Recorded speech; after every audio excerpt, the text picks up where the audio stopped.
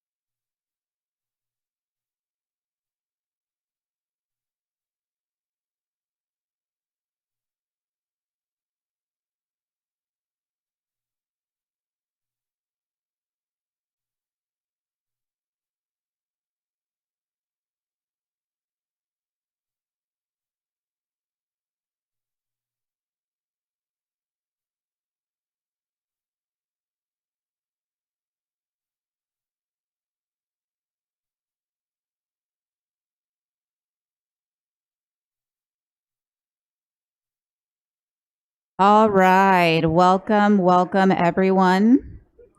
Thank you for being here. We're going to go ahead and get this meeting started. It is 5:30. 1.1 call to order. 1.2 presentation of colors. Presentation of colors is by the Pacific High School California Cadet Corps, led by Captain Joshua, fabricator with the 314th Battalion.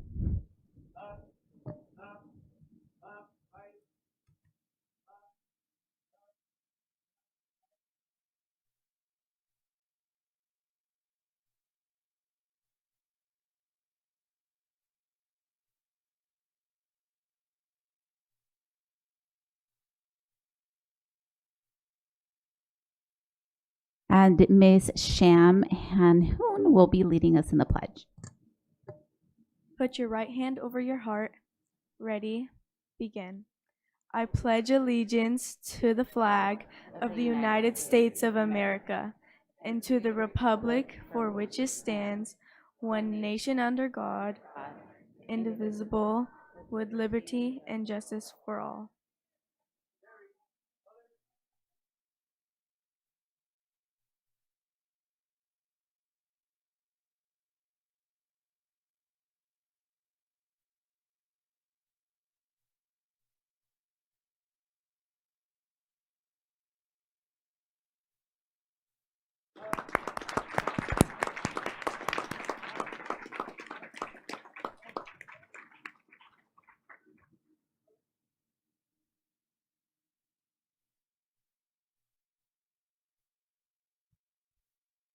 Thank you so much for that. Let's give them another round of applause.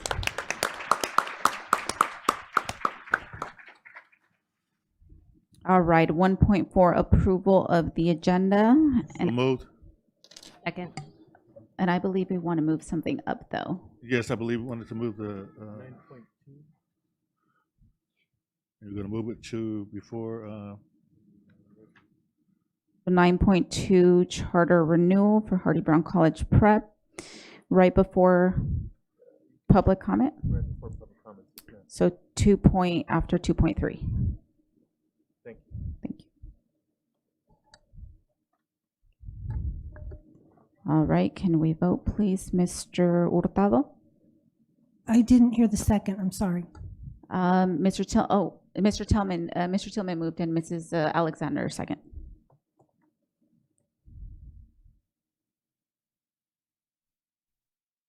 Mr. Hurtado? Aye. Ms. Hernandez Garcia?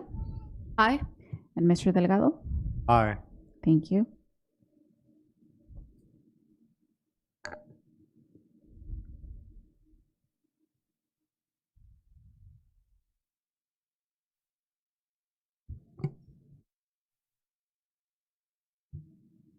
Mrs. Alexander?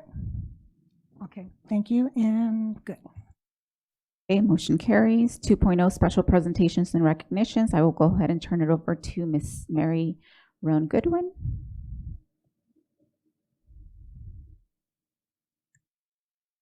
Thank you, President Ceballos. Good evening. My name is Mary Roan Goodwin. I'm the Director of Communications and Community Relations, and I am our school district's director. And I am proud, to have brought several meaningful recognitions this evening. We're going to begin by celebrating culture, heritage, and community. At this time, I'm going to ask our board members and Mauricio Ariano to please remain at their seats at the dais so you can fully enjoy this special cultural presentation. April is National Arab American Heritage Month, and tonight the Board of Education proudly recognizes the rich history, vibrant cultures, and lasting contributions of Arab Americans across our nation and in our own community. Poetry has long served as a powerful form of storytelling, preserving traditions, expressing identity, and connecting generations. To help us honor this special month, we are pleased to present a student poetry reading that reflects the beauty, resilience, and voices of Arab Americans. Please join me in welcoming once again our student presenter from Middle School 318, Sham Hanhoun.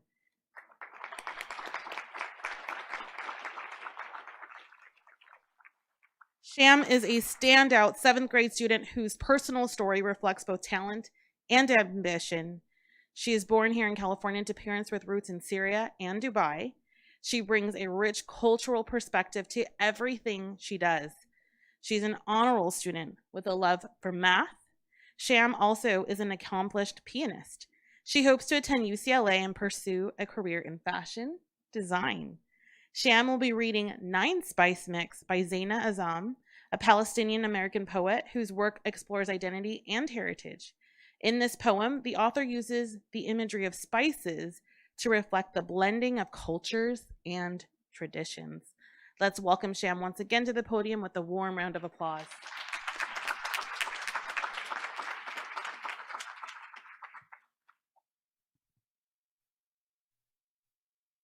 First, they tangle on my tongue, nimble couples careening, then together form an Arab-style line dance, stepping, stomping, swaying.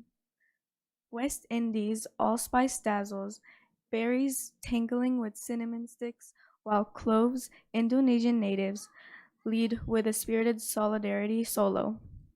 Coriander seeds offer greetings in Hindi as others toast comrades in languages beyond borders and blockades. Lifting up sisterhood, sun-whizzed nutmeg starts a sibling dance with mace. Cumin demurs, then surprises with subtle exaltation. Queen of spices, cardamom, host of the party, gives a nod to flavors in hiding lemony, sweet, warm, fragrant, nutty, pungent, hot.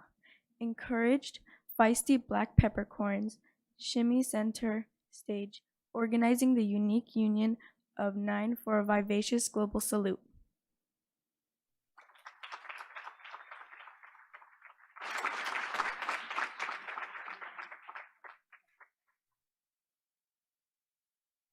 That was a beautiful and meaningful presentation. Let's give her another round of applause. I'd like to invite our board members and Superintendent Ariana to join us at the front for a photo with Sham. Principal Zachary Peters could not join us this evening. His designee is Vice Principal Nouria Mansouri, who will join us for this group photo.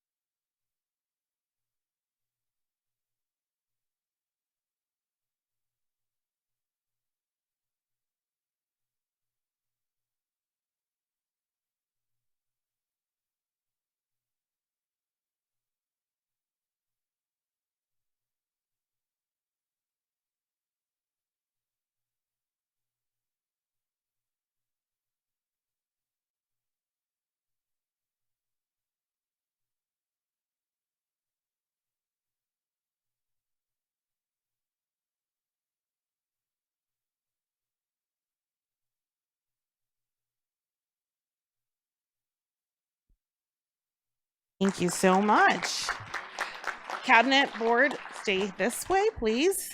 We're actually going to ask our executive cabinet to make their way down the stairs here so that we can begin our next set of recognitions.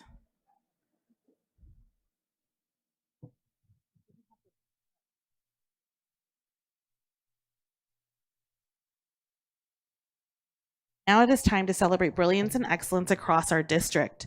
The Board of Education is proud to recognize several schools for earning prestigious statewide honors from the California Department of Education that reflect outstanding achievement, innovation, and commitment to student success. We're going to begin with our California Distinguished Schools. When we call each principals, you'll come forward and shake hands with our cabinet members and our first set of board members and our superintendent. You're going to stand right here in the center, and then once your photo is taken, you can continue down the line to shake hands and proceed over here to my right, okay? All right. California Distinguished Schools is one of the state's highest honors. Being named a California Distinguished School signals that a school is among the top performing schools in the state based on measures, not just test scores. This prestigious award recognizes exceptional teaching, strong student outcomes, and effective programs. And this year, SBCUSD has 4 California Distinguished Schools.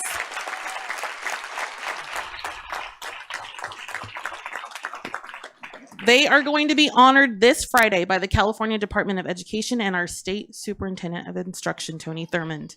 Principals, when I call your name, please follow those directions, okay? Tonight, we proudly recognize our first school, coming from Cajon High School, alum, Principal Dr. Christopher Jackson. Please come on down.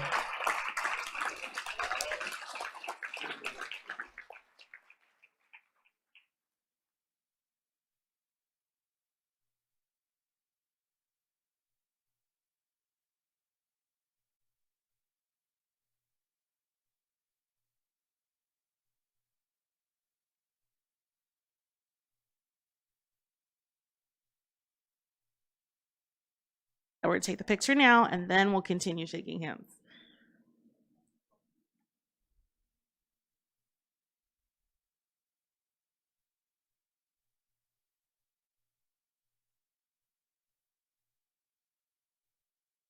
All right, congratulations, Dr. Jackson.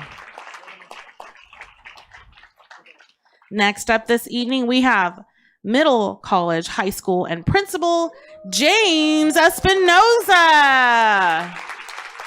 Now, if you're here representing Middle College, please stand so we can also give you a round of applause. This kind of recognition does not happen without excellent staff members. Congratulations, Middle College.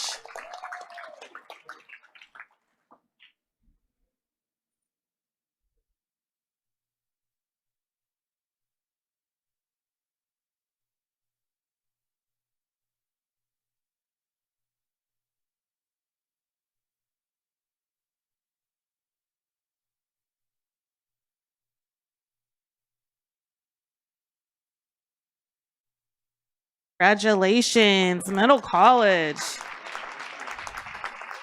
And now we welcome Richardson Prep High Middle School and Principal Shannon Cabanas. I hear we have some Richardson folks in the audience. If you're here, please stand so we can also give you a round of applause. Congratulations, Richardson.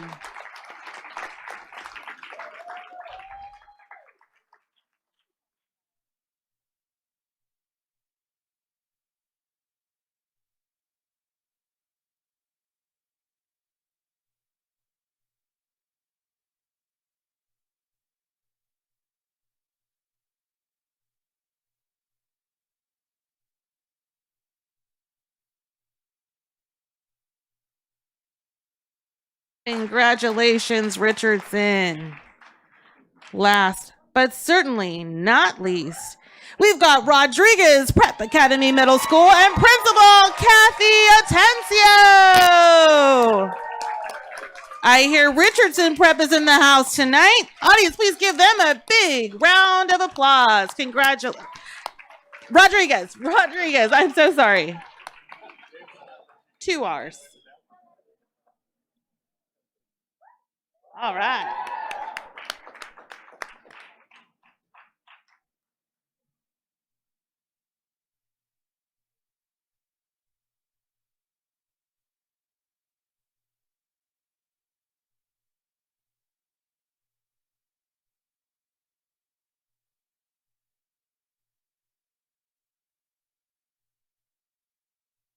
Audience, please give another round of applause for all 4 principals.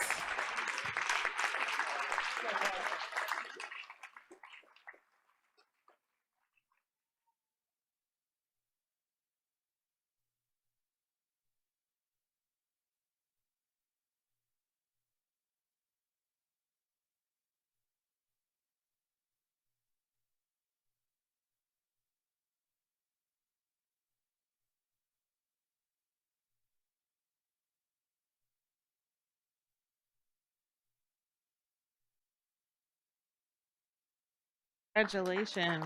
Oh. Audience, we're just getting started. Today, we're celebrating the first of its kind. We're going to be celebrating Pacific High School for earning the California Exemplary Dual Enrollment Award. This recognizes Pacific's commitment to expanding college access and preparing students for future success. Please help me welcome Dr. Natalie Raimundo. I hear we have some pirates in the audience tonight. If you're a pirate, please stand. Congratulations.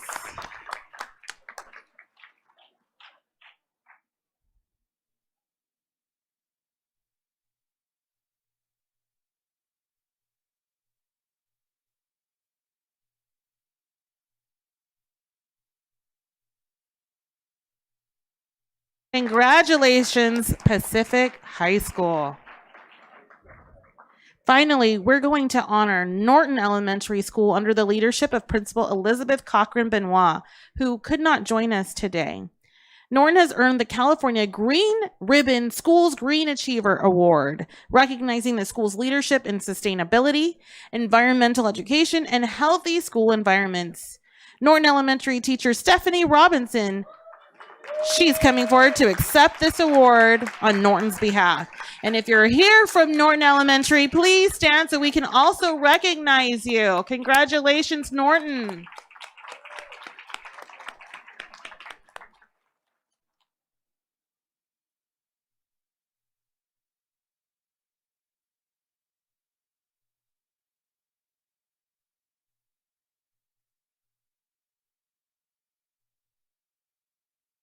Audience, let's give all of these outstanding schools a well-deserved round of applause for representing SBCUSD with excellence. Now I'm going to be turning the podium over to Communications Manager Maria Garcia, who will kick off our Outstanding Community Partner Award presentation.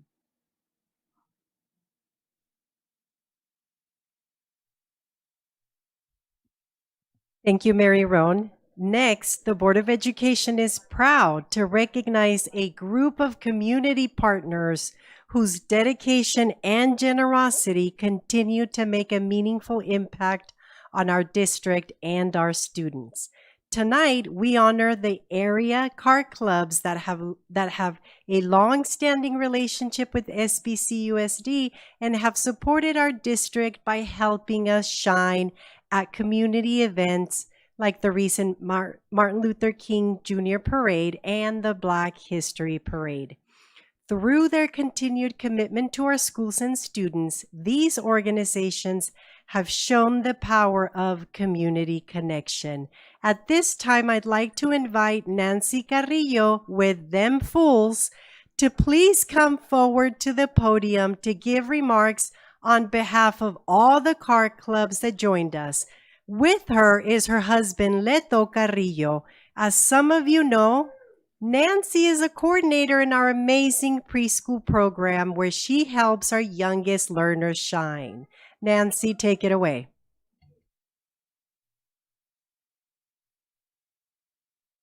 Thank you.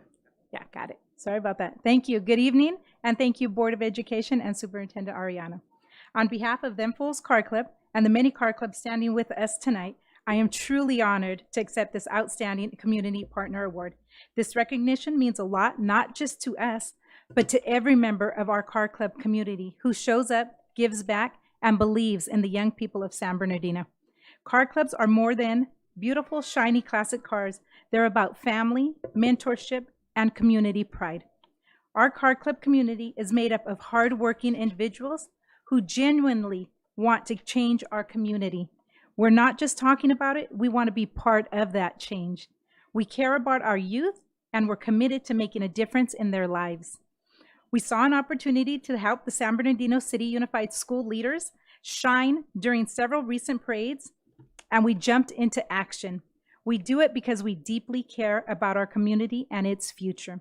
We're all about instilling pride in our students because being from San Bernardino, they have a lot to be proud of. There is so much talent, resilience, and potential here. Excuse me. Oh, sorry, excuse me. There's so much resilience and potential here, and we want our young people to see that in themselves every single day. To our district, thank you for embracing us as partners. To the students and families, thank you for allowing us to be part of the journey. And to my fellow car club members, thank you for your heart, your dedication, and your commitment to lifting up this community. We're proud to stand with you, and we're just getting started.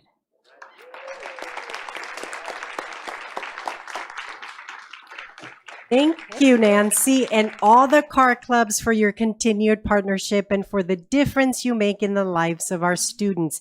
Audience, let's give them a big SBCUSD round of applause as they come forward for photos. We are presenting the following car clubs with the April Outstanding Community Award, and we ask that you please come forward in the order you are called. Them Fools, Side Effect, Oldie Style, and Benny and Dolly Garcia. Audience, although the following car clubs did not send representatives, they certainly deserve our praise. Bomb Life, Old School Bombs and Bikes, Night Owls, Road Machines, and Tina and Carlos Gomez.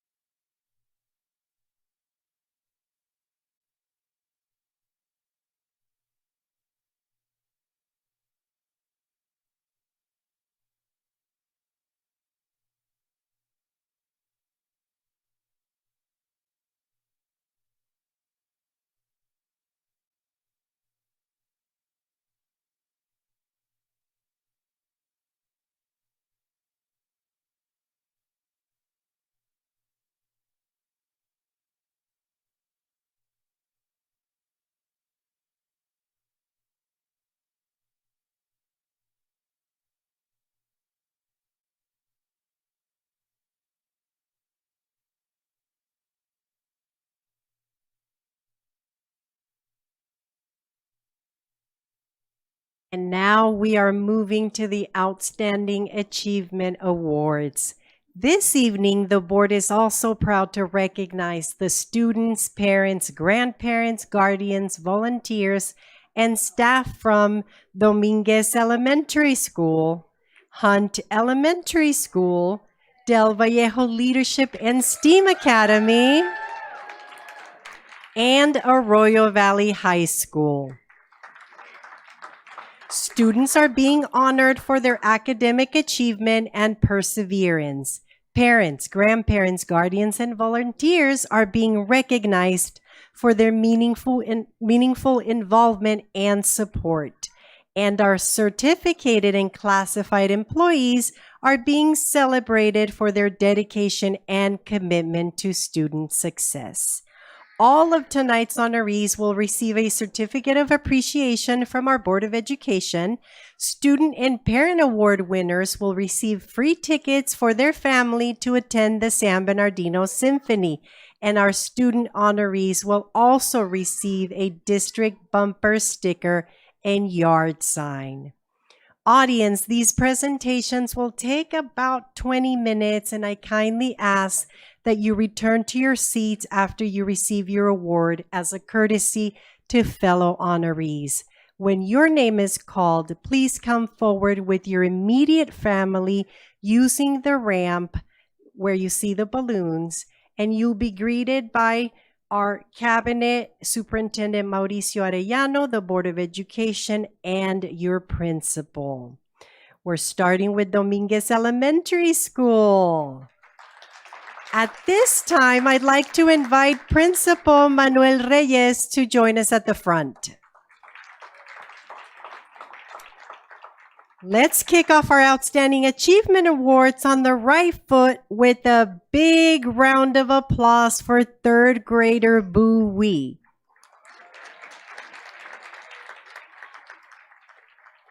Boo is an outstanding student in Kristen Thomas Medina's class. He consistently works hard, is eager to learn more, and thoughtfully implements all feedback he receives.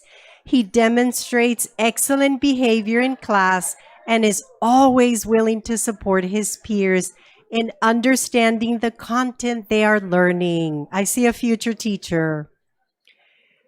Bui's creativity and dedication truly shine in both math and writing as he showcases his talents. Congratulations, you truly shine. Let's give Boo another round of applause.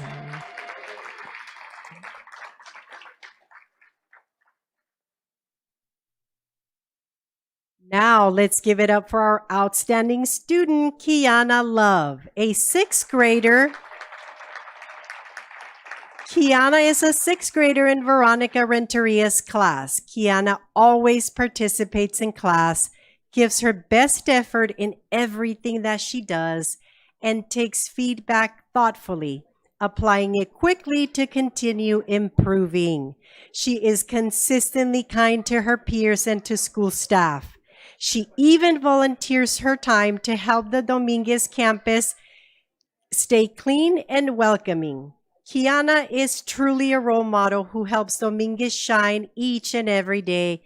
Thank you, Kiana, for being a great role model for our students. Let's give her a round of applause.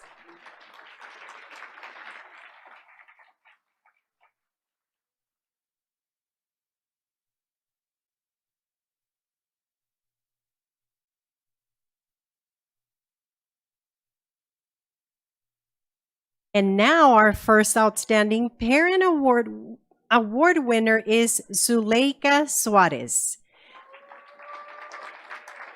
Zuleika has made a meaningful difference at Dominguez through her consistent involvement and dedication. She is always willing to participate in school events and actively contributes through her work with the School Site Council and PTO.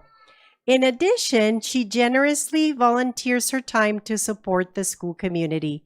At home, she ensures that her daughter keeps up with academics and continuously reinforces the importance of being responsible, respectful, and safe. Zuleika's commitment positively impacts not only her child, but all Dominguez scholars. Thank you, Zuleika, for your support.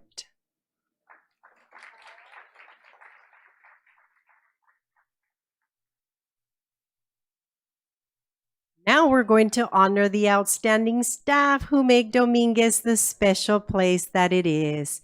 First, let's welcome Office Assistant 1, Health Aide Yvonne de la Cruz. Yvonne's exceptional skills and dedication help Dominguez shine every day.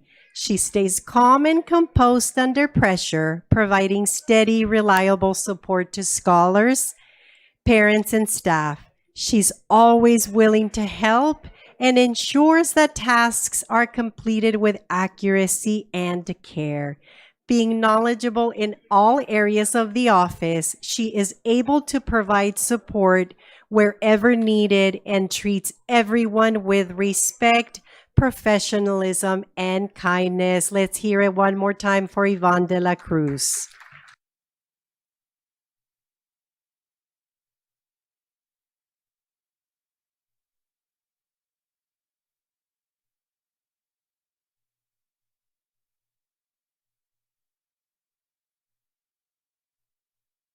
Our next honoree is Diana Gamez, a teacher on special assignment. Diana works with the multi-tiered system of supports program. She exemplifies the district's operational values by building on human potential. She strengthens her peers' capacity through meaningful collaboration and impactful professional development. She ensures that each scholar is treated with dignity, kindness, and respect while providing targeted support to meet individual student needs. She takes pride in her role and finds joy in the success of scholars and colleagues, consistently demonstrating professionalism and dedication to serving scholars, families, and staff at the highest level. Thank you, Diana. Let's hear it for Diana.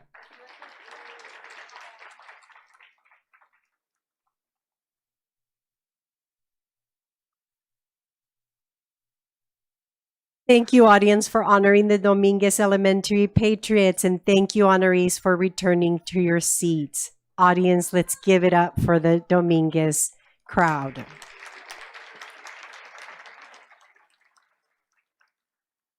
Now, let's welcome our Hunt Elementary School Huskies. Would Principal Teresa Hopkins please join the board and superintendent?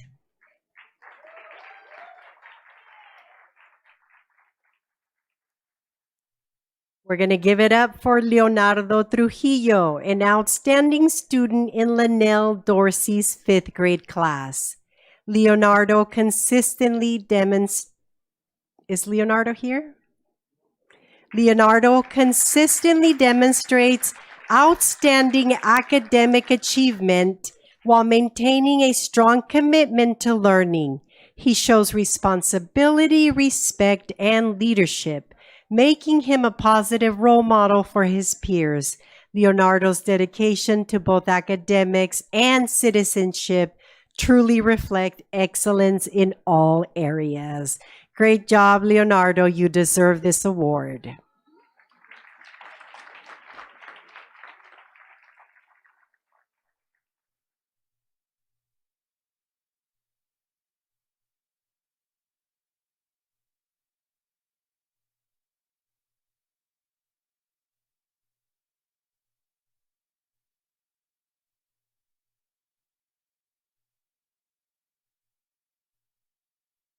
Now we're going to welcome Hunt's Outstanding Parent Award winner, Sharonda Harris.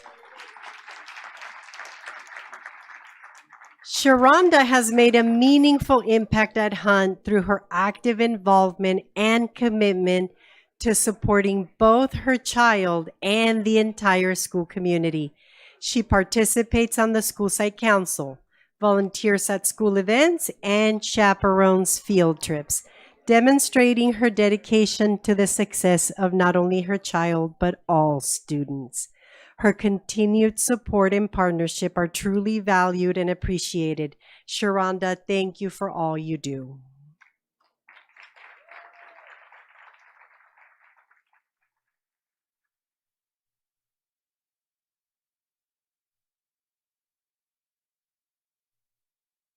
Our next honoree is Priscilla Villegas.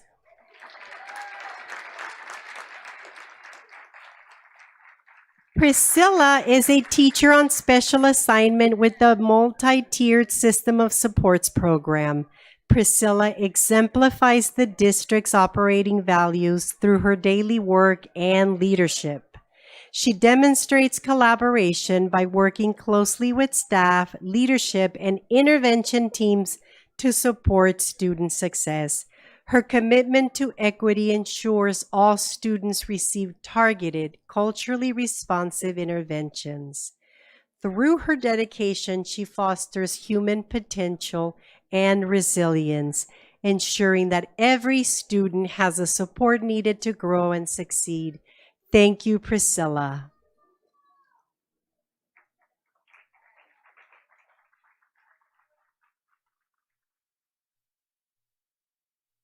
And thank you to all of our Hunt Elementary honorees. Audience, let's give them another round of applause. Now, please join me in welcoming Del Vallejo Leadership and STEAM Academy under the passionate leadership of Principal Jackie Maynor.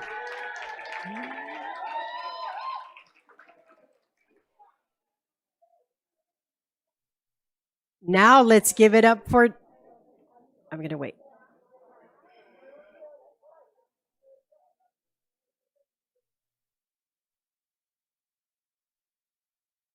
Now let's give it up for Daniel Aguilar Cruz, an outstanding sixth grader from the Coyotes team.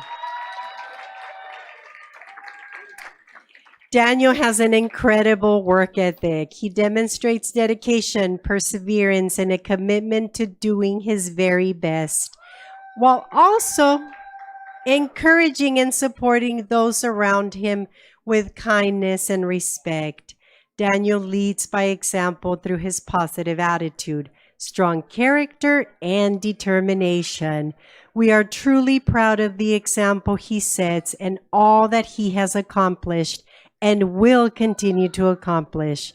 We know he is headed for great things. Let's hear it for Daniel Aguilar Cruz.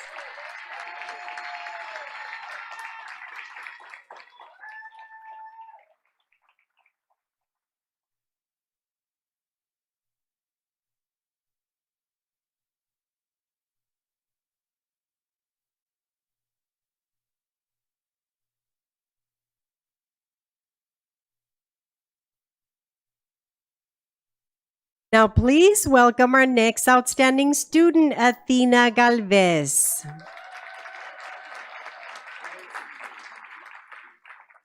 Athena is an eighth grader on Team Mustangs and Panthers. Athena embraces challenges as opportunities to grow, consistently demonstrating resilience, integrity, and a deep commitment to her success. She models accountability, respect, and a strong work ethic while maintaining high academic standards and contributing thoughtfully in class. Athena's positive influence on her peers and unwavering perseverance make her an exceptional representative of Del Vallejo and truly deserving of this recognition. Congratulations, Athena.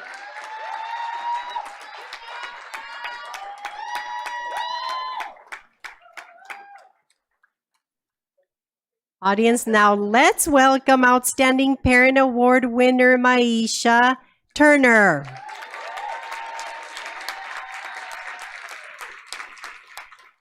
Maisha is a highly engaged parent who consistently supports Del Vallejo in meaningful ways. She is a valued member of the school's African American Parent Advisory Council and plays an active role in planning events that strengthen the school culture.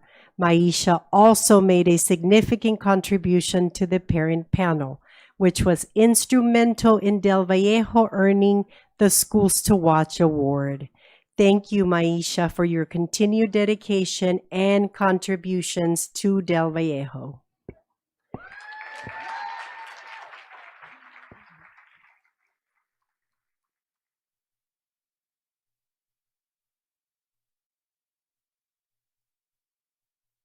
And now, please put your hands together for an outstanding member of the Del Vallejo Jaguar team, microcomputer specialist Jose Nieves.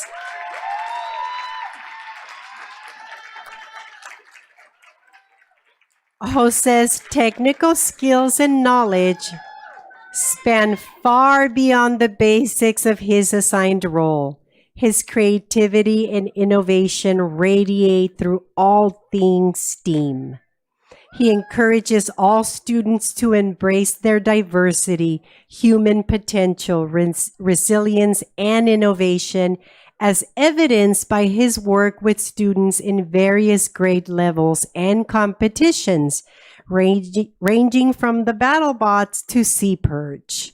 Thank you, Jose, for your passion for education and all things technology.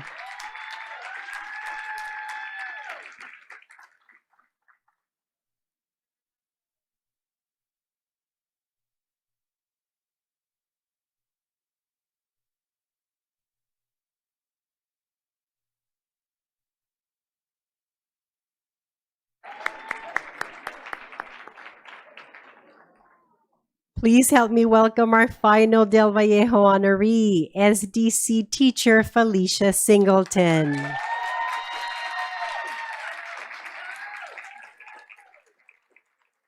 To know Felicia is to know she is everything SBC USD shines. She embraces all students as if they are her own, especially those in her classes. Her high expectations for learning are apparent every day in every task. Her firm belief that every student can be successful in achieving their academic and behavioral goals is reflected in her students' consistent, against all odds accomplishments. Thank you, Felicia, for shining so bright. And thank you to all of our Del Vallejo Jaguars. Audience, let's give them another round of applause.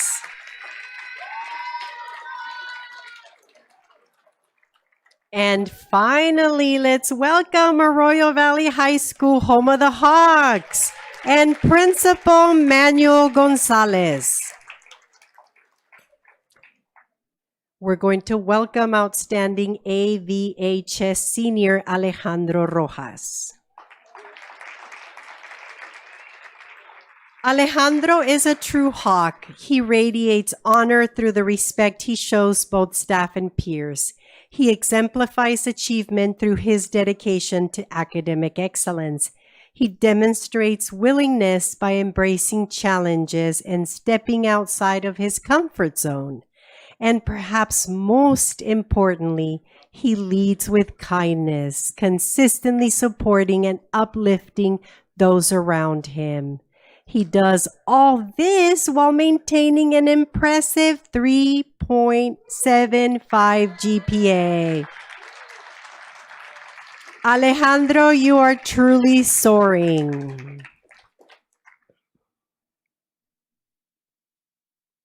It is time now to honor Arroyo Valley's outstanding Secretary 3, Tamara Talbert.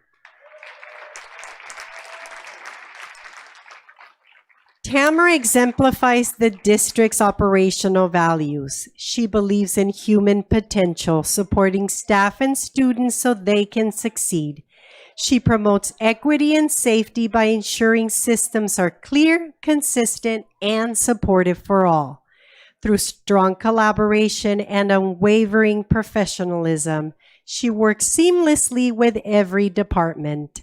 Her calm problem solving reflects resilience and innovation, while her positivity and commitment demonstrate true pride in serving our diverse school community. Thank you, Tamara.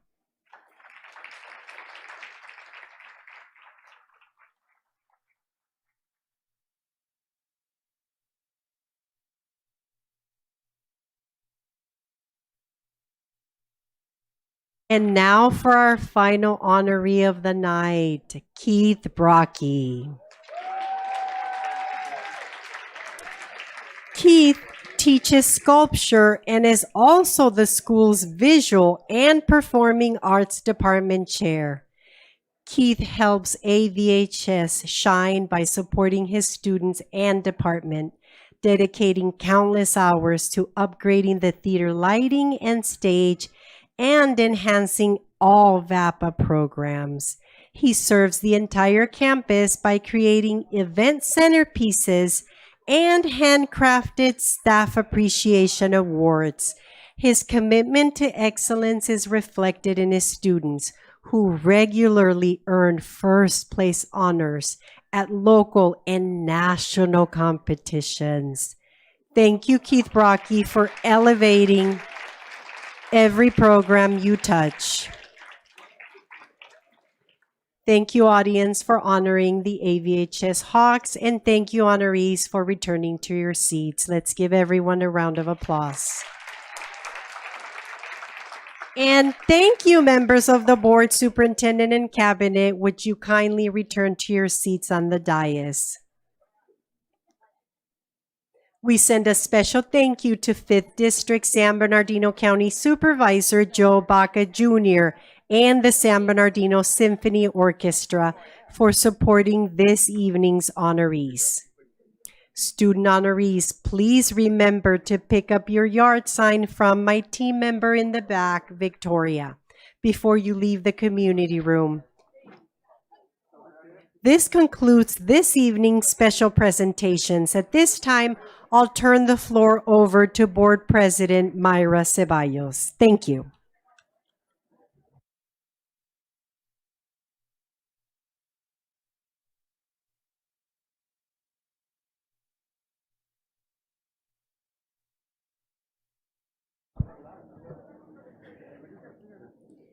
Thank you so much. Let's give everybody another big round of applause, please. Great, great, great job.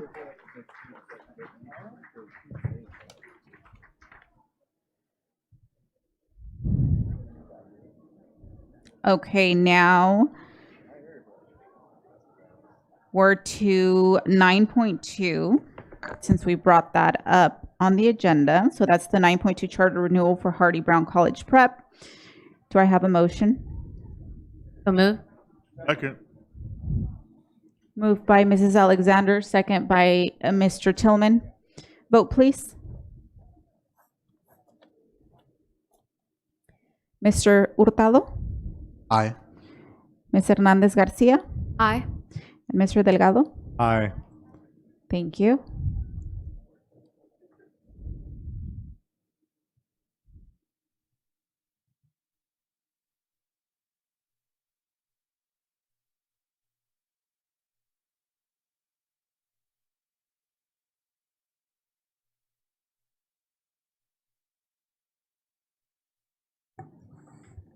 Motion carries. All right, congratulations, Hardy Brown Prep.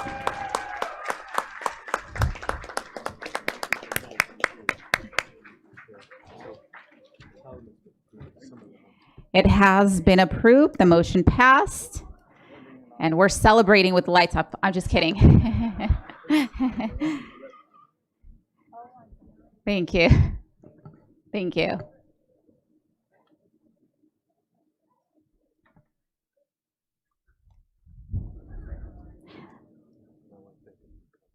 Thank you, everyone, for joining us.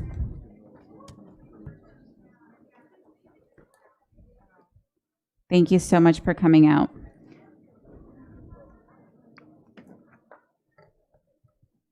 Thank you, families.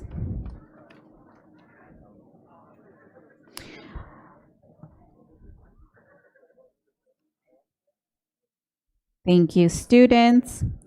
Okay, we're going to now move to 3.0 public comments, 3.1 receive public comments. This is the only time the public will have an opportunity to address the board on items not on the agenda and within their subject matter jurisdiction, such as district policies, procedures, programs, services, or fiscal matters. The board must operate under Brown Act, open meeting regulations, which prevents boards from commenting on items not on the agenda to ensure transparency and public participation in government decision-making. The reason is simple. The board wants to make sure that anyone who has an opinion on an item knows via our posted agenda when we will be discussing it as a board. During public comments, the board can ask clarifying questions, but cannot discuss, answer questions, or ask questions on a topic that is not agendized. We certainly are happy that you're here to share your concerns. Please know that we are listening and your input is valued. If a follow-up is required on your comment, a staff member will reach out to you. Please make sure your email or phone number is provided on your comment form so they may contact you. Public comments are limited to 5 minutes per person. 6 or more people who wish to speak on one topic will be provided no more than 30 minutes total. Speakers are cautioned that under California law, no person is immune from liability for making intentionally false or defamatory comments regarding any person simply because these comments are made at a public meeting. So we're going to go ahead and start with our SBTA Union President, Ms. Barb Pastischek Cox.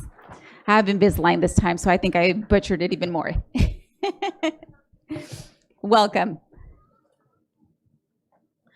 Well, good evening, President Ceballos, Vice President Avilés Grande, Mr. Arellano, and esteemed members of the board and cabinet.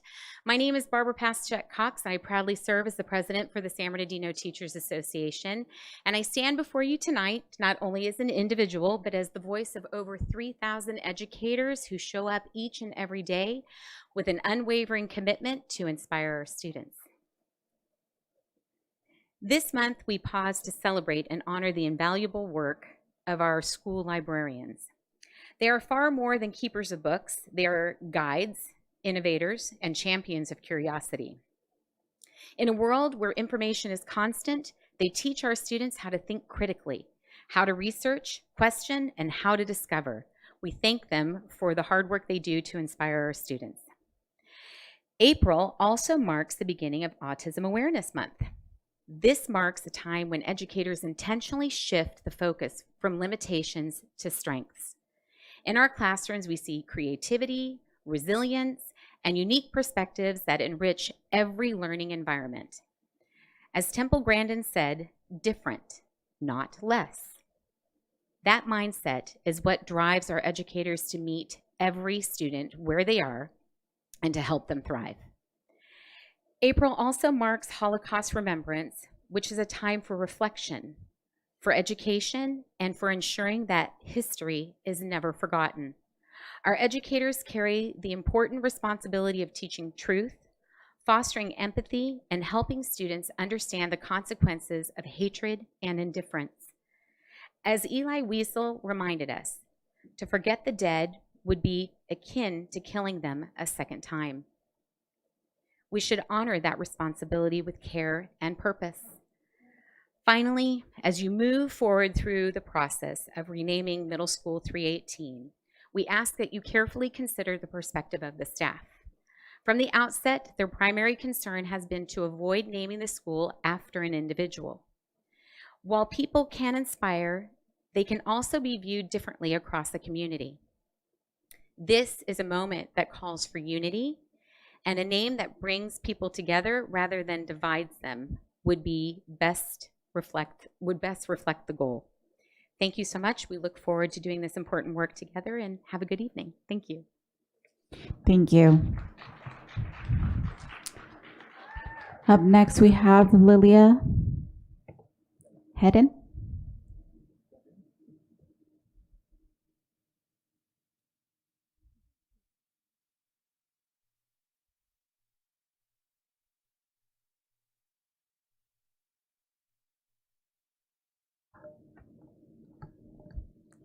Did I pronounce your last name correctly?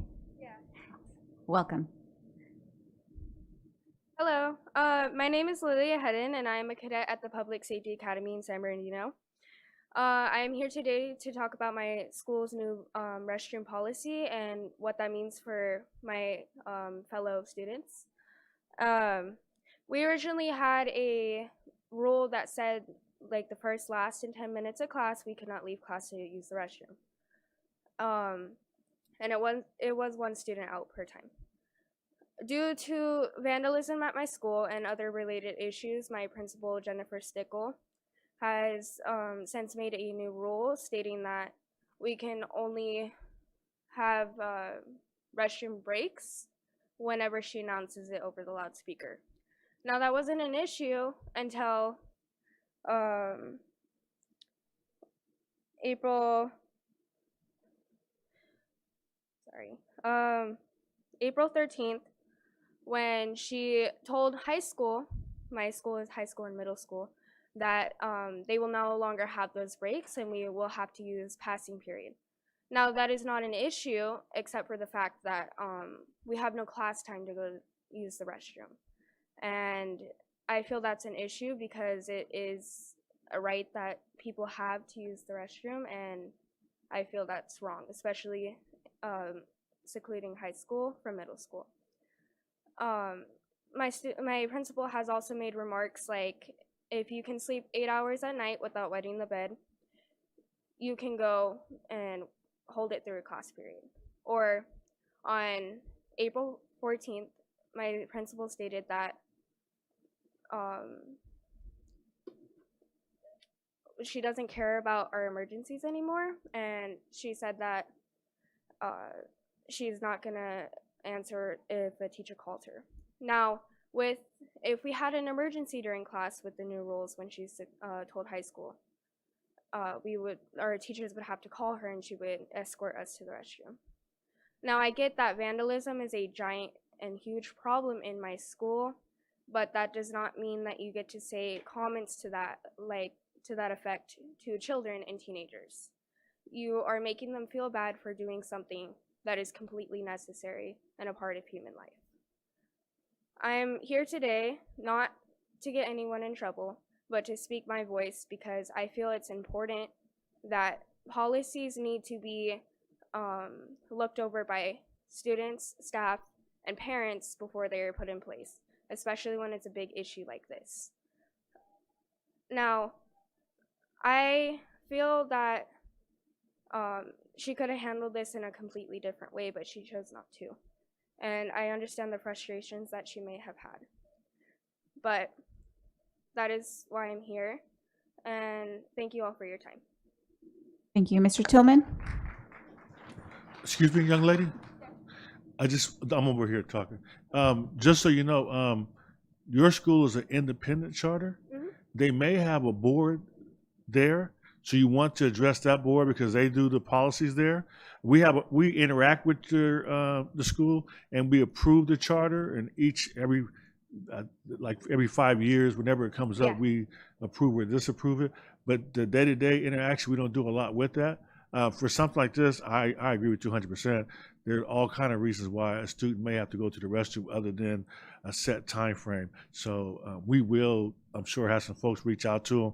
But I just want to make sure that you know this board doesn't make the policy for your school. Your school has its own board. Yes, I'm aware of that, and there was no meetings except for this one. This one came first. Okay. And we are ending school soon, so I figured I might as well come here. And I also started a student board within my school.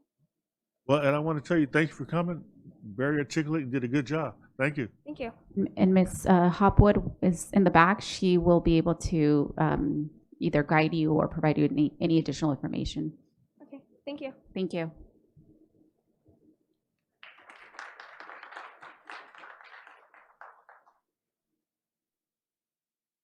Up next, we have Mr. Steve Figueroa.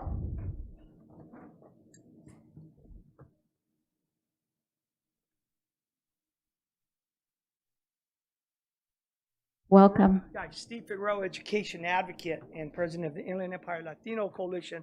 I believe I'm stand to correct you, Danny. You oversee that board because you approve them once in a while. All right, so you need the young lady file a uniform complaint because they're violating 504, IDEA, ADEA, and public health and safety laws. And somebody from this school district needs to say, hey, you know what, we're not going to get sued because of you. And that leads me into, I didn't see it on there, but I heard the lady speak about the Cesar Chavez School, now known as 318. It's ironic that I represent a little girl that was raped there repeatedly 4 times, and she's attempted suicide 5 times. And this district fights her. She was the only female student put up for suspension pending expulsion for being raped. It's as simple as that. It's disgusting. And yet, you're in litigation with this. This is no litigation issue. Settle with her. She cries every night. She calls me. She complains. How could you challenge such a thing? And it's ironic. I remember when they named Cesar Chavez, everybody lines up and I want to be part of that and all that. You know, and that's why I'm saying you should name it Gil Navarro School. And I'm going to tell you why. Because Gil would be standing here right next to me. And Gil would be saying, hey, do the right thing. I helped a lot of you get elected. We attended fundraisers. We knocked on doors. We encourage you. We advocated for your children. This reminds me in Riverside when we had to fight for the Martin Luther King High School. And all the people came out and said, we don't want our school named after a black man, a civil rights, a communist. But we fought for it and we won. And this is why I'm telling you, you need to name it for Gil Navarro. Because some of you may not have liked him and he called you out. He did it. That's what advocates, that's what civil rights is all about, First Amendment. So call it Gil Navarro to respect the First Amendment. To say, we heard you. Settle this case with this little girl. You have no need to fight her. She has suffered enough. They posted that video all over. It still shows up on the internet. And I have proof that some of your officers got a call from another department to alter the police report. All that's going to come out, and I can provide it to you. You don't say, wait a minute, you have officers that alter a police report on a rape of a little girl? All right? So I'm saying that's why you name it Gil Navarro, because he would be here with me speaking out. He would be here. And some of you would be upset. Oh, no, he said that about me. Oh, no. But that's what the First Amendment's all about. It's about checks and balances. We live in a country right now where there's no checks and balances, and every one of us are suffering for it. There's not one person. We're all afraid, should we say it? My name on the list? Man, I feel like we're on the blacklist in the 1950s. We got a Stalin in the office. Don't be part of that problem. Be part of the solution and say we're naming it Gil Navarro Middle School for that reason, because he spoke out. And we want to protect little girls. And we want to protect others. And we want to stand up when others are afraid to speak up. That's why you do it, because that's what your school district should embody. That's what it's all about. I met Gil Navarro 35 plus years ago. His kids and my kids used to spend the night at each other's homes. We started MAPA, the Mexican American Political Association. We were hunted down by the FBI and everyone else for registering voters to vote. That's why you need to name him Gil Navarro.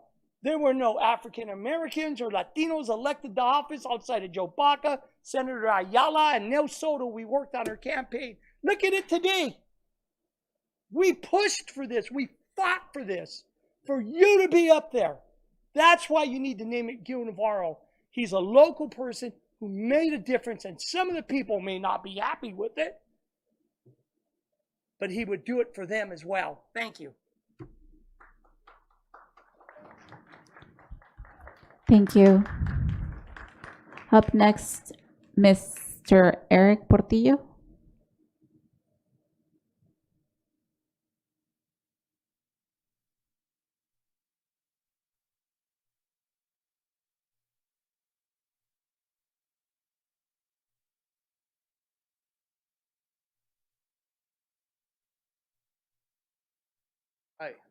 Hi, I'm here to speak on behalf of Salinas Elementary. I'm sorry. We've been here before for our art program. Today we're going to be pushing, requesting the board in order to ask for help to promote our art programs coming up. I'm going to let Mr. Bashir take over. He's our director on this. Thank you. Hello.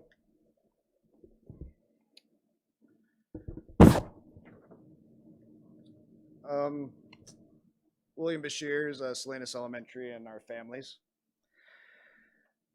We have come to share an extraordinary accomplishment and to provide an invite to everyone here.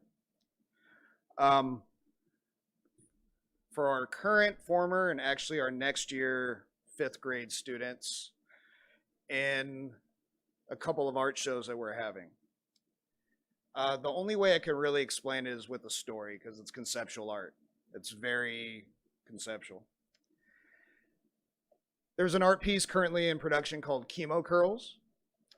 If you've ever known anyone that has survived chemotherapy, a unique phenomenon can occur where the treatment causes straight hair to become curly. For one of our artists, Valerie, her current art piece, Chemo Curls, uses conceptual art to explore the lingering effects of cancer on both the survivor and the people that love them. Valerie's 4-year-old cousin, Damien, has survived childhood cancer.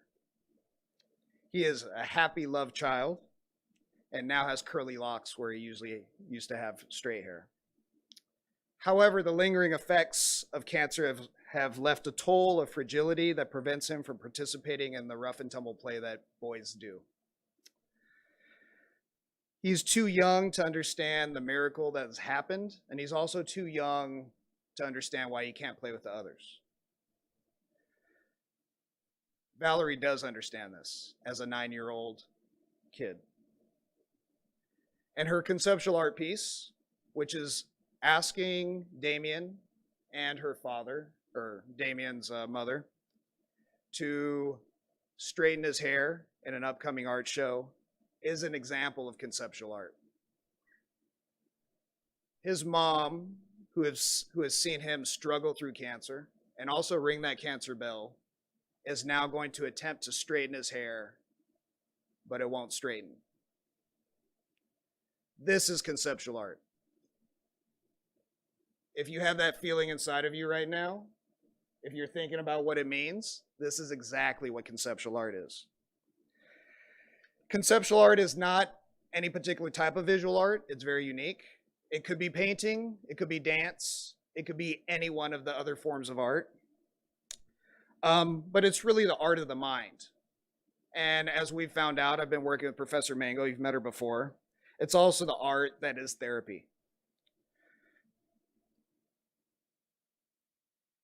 And I argue conceptual art is its own unique language that allows adults to see what's happening to our kids in a very unique way.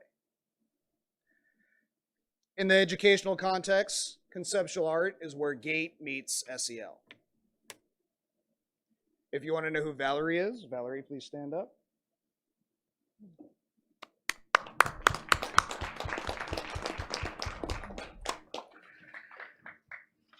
In June, 2 weeks after school's over, we're going to have our second art show of the year. It is usually called the Smart Show, but we're calling this one Sacred Spaces. The Catholic Cathedral is hosting us. The goal is to use conceptual art to bring the entire community together.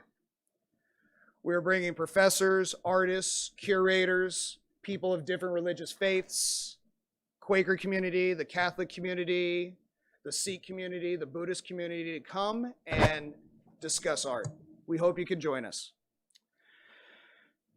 We're also using that show to put up art for the last 5 years because a few months ago, the Cheech Museum has agreed to host the Smart Show for 2027. The Cheech Museum is going to host us for 6 months on their 5-year anniversary, which is also the 5-year anniversary of the Smart Show. And an expected 50,000+ people will be looking at our kids' art. This is a very rare achievement. There are very few conceptual artists in the world. There are almost none that have exhibited in art shows at the age of 9 and 10 years old. Time. Thank you. You can go ahead and finish your statement. I had a group. Yeah. I had 4 comments submitted for the 30 minutes at 6 or more, but you can go ahead and finish your. So we ask if you're interested in being part of the discourse in debates, in arguing, and maybe making a friend with a Buddhist monk or a local art curator, that you come help us. We're going to select these art pieces. We're going to put them in the Cheech. And I think packets, can you deliver the packets, please? The packets will provide the educational philosophy, the flyer, and examples of student work. But just to give you an idea of how rare this is, there are more zebras in the state of California than there are 9 and 10-year-old conceptual artists. this is among the most rare of art forms, and our kids are exceptional. They're here today right now. Thank you very much. Thank you. Mr. Tillman, was your light on? You guys can stand up and... Okay, so up next in that group, I have Ms. Valeria. I think they were donating their time, but if you guys want to speak, you guys can. Well, I'll take my time just to ask the question. The young lady brought an art piece. I'd like for her to describe what that is. Which student? The The one one holding the art piece? All right, come on up. And give us your name and your grade and your school. I'm, S- I'm Sophia Sanchez. I'm in 5th grade. 10 years old. I go to San Manuel A. Salinas Creative Arts Elementary School. And this is the art piece I did last year. It's about my little brother that passed away. It's Superman because he was like really strong because he was supposed to die like earlier, but he survived 4 more days than he was supposed to die. So we call him Superman because he's really strong. And behind there's a dress which he wore before he passed away, before he was cremated. And it's Superman, and it's mirrored because I have like a fear of like forgetting him and stuff. Amazing. Thank you so much.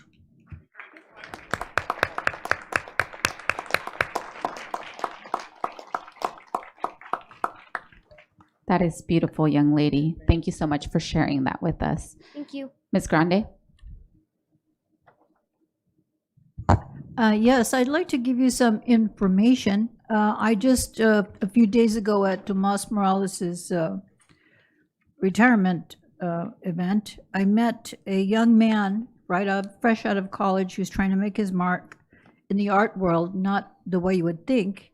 He has just been named the executive director for the Arts Connection, and he's looking to do some work along this line. He's the, I'm going to give you his contact number.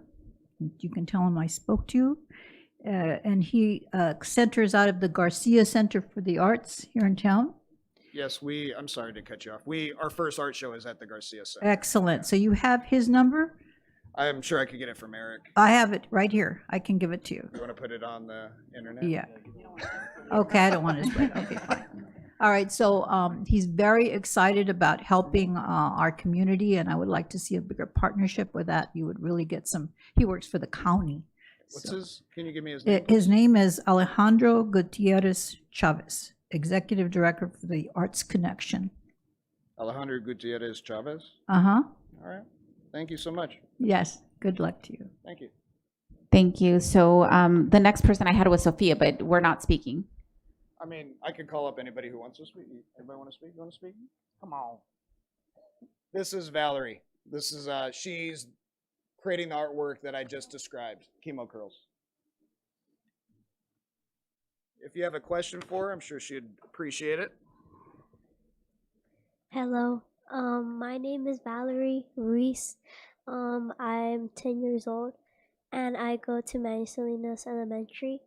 And I have this is one of my pieces. The Chemo Curls is one of my pieces, and I have another one. It's called The Final Bell, and it's basically representing my baby cousin that is a survivor from cancer. And he has rung the bell specifically last year, November 4th. He rang the bell, and I wanted to do an art piece about it because I wanted to like tell people how it is like to see him like struggle. It's really hard to see him struggle.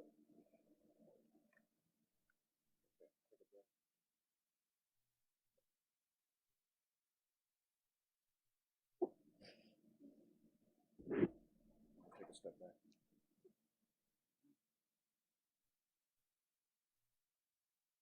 As you can tell, this is a whole different level of communication with our students.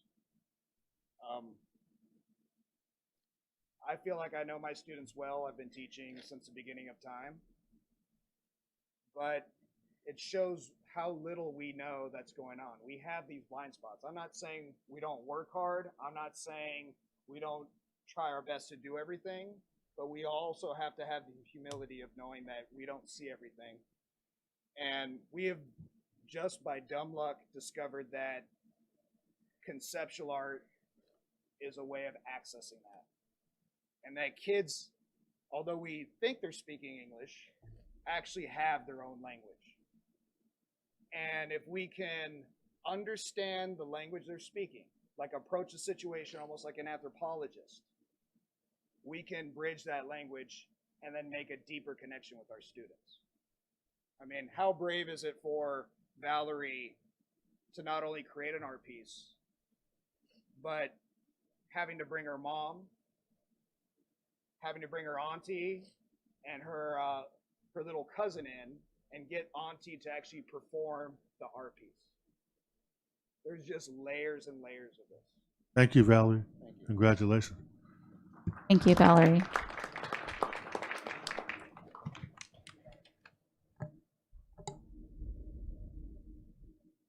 Thank you so much. Is that it? Thank you. We're good. Is Rosales Medina? Oh, sorry. I know we're trying to just get clarifying questions as well, and so was there an ask? I didn't know if there was an ask. Yeah, if you feel so inclined, please come to the art show. If you would like to sit on a committee that helps us select pieces for the cheat show, we'd be more than happy. Okay, great. That's it. All right, thank you so much for sharing. Thank you.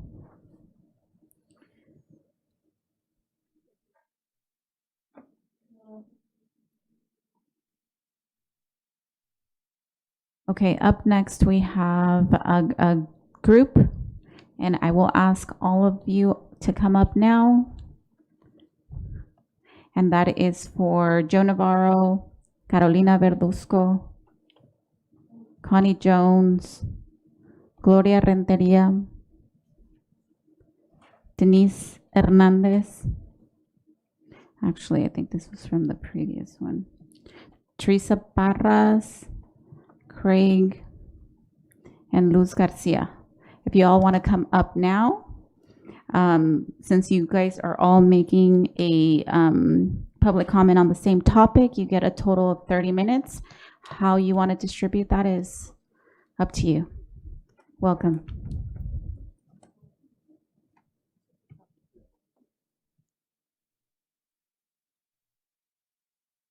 Good evening, members of the board.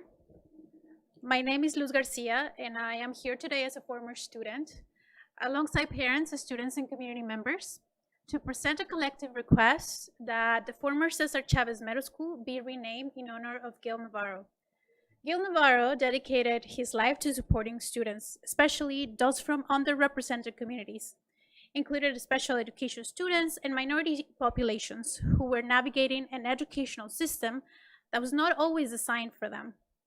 Through his advocacy, mentorship, and direct support, he helped not just dozens, but hundreds of students graduate. His impact did not end there. He continued guiding many of those students into college and beyond. He was a community activist who consistently prioritized the well-being of students and families. He created opportunities for young people, including student workers, many from marginalized backgrounds, by giving them paid positions and showing them that their time, effort, and contributions had value. While some may point to concerns about fees he charged to families, it is important to understand that those resources supported the students he employed and mentored. His support was rooted in reinvesting into the community he served. Although he did not have formal academic credentials, Gil Navarro had a deep understanding of the California Education Code, and he used that knowledge to advocate for students and to hold institutions accountable. His approach was sometimes seen as controversial, but meaningful leadership often requires challenging systems and pushing to change. Today, we stand as individuals whose lives were directly impacted by his work. We are here as a community because his impact was real, lasting, and transformative. In addition to this collective request, I would like to offer my personal experience as a former student whose life was directly impacted by Gil. When Gil found me, I was working at McDonald's. I had recently moved to the US. My English was broken and limited. My mother was living in Mexico, so no one in my family had graduated from high school, let alone college. I didn't know how to navigate the educational system, and I did not yet see a clear path for myself. He asked me a simple question: what are your aspirations? I told him I wanted to help people. He told me he could help me, and he did. He supported me in my education and invited me to be part of what he called his dream team. He gave me a job, paying me way above minimum wage, but more importantly, he invested in me. He taught me English. He taught me how to navigate the system. He consistently looked out for my well-being. Because of Gil, I graduated from San Bernardino Valley College. I went to UC Riverside. I graduated from UC Riverside. I ran for public office twice. And although I didn't win, he gave me the courage to speak up and advocate for myself and for others. Today, I'm a business owner, and I am pursuing my master's in education. I also work with nonprofit organizations and support women by empowering them within our community. Without his support, my life could have taken a different path. I might have simply become another statistic. Instead, because someone believed in me, I was able to build a future. My story is not unique. There are many of us, students he supported, guided, and believed in, especially those of us who came from backgrounds where the system was not built for us. Gil did more than help students succeed academically. He helped us understand our worth, find our voice, and create change in our communities. For that reason, and on behalf of many students, parents, and community members who stand in support of this effort, I respectfully urge you to consider renaming this school in his honor. Thank you for your time and consideration.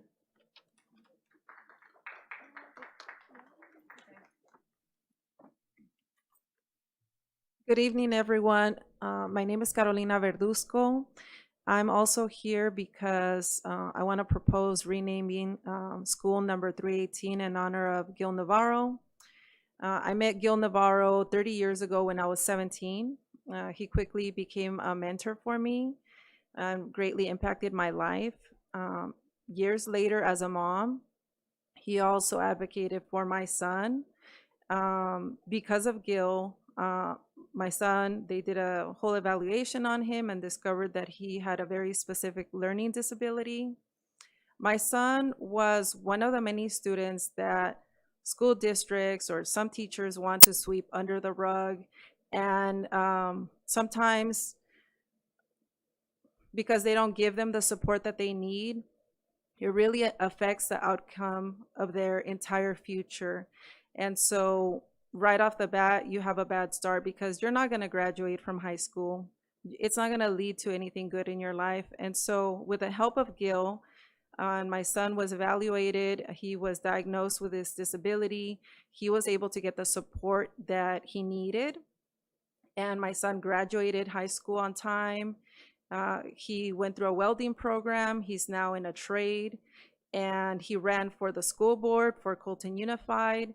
And it really goes to show that when someone believes in a student, really in anyone, that no one else believes in, that they can impact their life, the rest of their life, for the better. And for the people that say that Gil was controversial and the people that are upset with the way that he handled some things, there's no other way to represent students when the people that are in place to help the students are not helping them. They're actually working against the students. During this process with my son, I also helped Gil to translate for a lot of other families during the IEP meetings. And I realized how frustrating it was for someone who has a language barrier to navigate the system. You know, a system that refused to give services to students and refused to bring the help. So I don't believe in not talking about controversial things in the name of unity. I think that we need to talk about the things that are not working so that we can fix them and that we can better serve students in our community, because they are the future of our community. So I think that, you know, for the young student board members here, if you don't know too much about Gil, this is one of the first times you're hearing about Gil, I would encourage you to do some research on Gil and see what were some of the things that he did in our community. Because some of the people that are sitting up there with you were also encouraged to run for these seats because of Gil, you know, and in many other school boards and many other offices, Gil was instrumental in that. And I think that naming a school in honor of Gil will serve as a reminder to people that we can do better. Okay, thank you. You're the first person I'm looking at. Hi, good evening, Teresa Parra Craig. And I do want to say hi to a few of you, Felicia and Abigail. I think you were coming in when I was gone. And of course, there's Danny Tillman. Mauricio, you were around in Thompson School when I was just that little PTA president. And Myra, I've never met you, but Gil used to speak a lot about you and wanted me to meet you. And of course, Mary Ellen, our past. You two, I'm sorry, I don't know. I do want to tell you that as I was sitting here, I remembered that it's been 35 years since I stood at this dais for the first time. And I hope you don't nix off Gil for this, but he was the one who told me to run for office. And I realize that it's now been almost 20 years that I've been out of office. And Danny, you're still here, darn it. But what I really wanted to share with you is that, yes, you know, I think I'll look at it in a perspective as a past school board member. I don't care what any of you say, everything's about politics. Everything, from naming schools, construction managers, bonds, principals, it's all about politics. And those of you who say it's not, you're fooling yourself. But what I really want to point out is that Gil really wasn't that.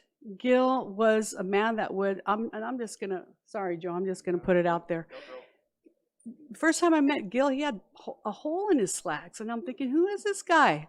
You know, and he just was raw, and he just was real.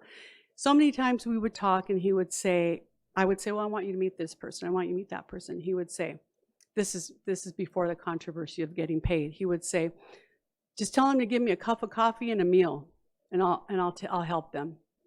Later on through the years, of course, you all know you can't survive doing anything without getting anything paid. And I'll remind you of this, Danny, because you've heard this before. I remembered Linda Savage always saying, I just don't have any respect for him because he gets paid. Well, all of you get paid too. We all get paid. Every one of us get a stipend, we get something because, I mean, you take your time, you take your money, you drive your car. So it's very respectful, and it's warrant that all of you should be paid. I understand that, and I respect that. So I would like to kind of hypothetically ask you one question. Out of all the things you do that are of politics and business, what is the one thing that none of you have ever gotten involved with? What is the one thing that none of you have really ever had control in this district for? It's graduation. Every one of those kids graduated on their own merit. They graduated for what they did, for the classes they attended. They graduated on their very own. I know then, and I hope not now, none of us got involved with saying, you're going to have to graduate that kid. Those kids did it all by themselves. And in that return, I'd like to say, Gil, he's not a superstar. He's not somebody out, you know, in the world who's done a lot that have really never done anything for San Bernardino City Unified. He never got paid as an employee. He wasn't the principal of the year. He just ran on his own merit, and he died on his own merit. And that really was him. And I know he's not, I can guarantee you, he's not going to get to show up with 30, 40 coalition people here. He's not going to be the highest on the list. And I know he pissed off everybody, me too. But he always tried to do the right thing. So as you guys get into this and into this committee and everything that you guys do, I just really hope that, Danny, when I see you at Costco 5 years from now, like I did 5 years ago, that you can say, yeah, you know what? We all thought about it, and we kind of thought maybe this guy should get this one. Thank you. Thank you.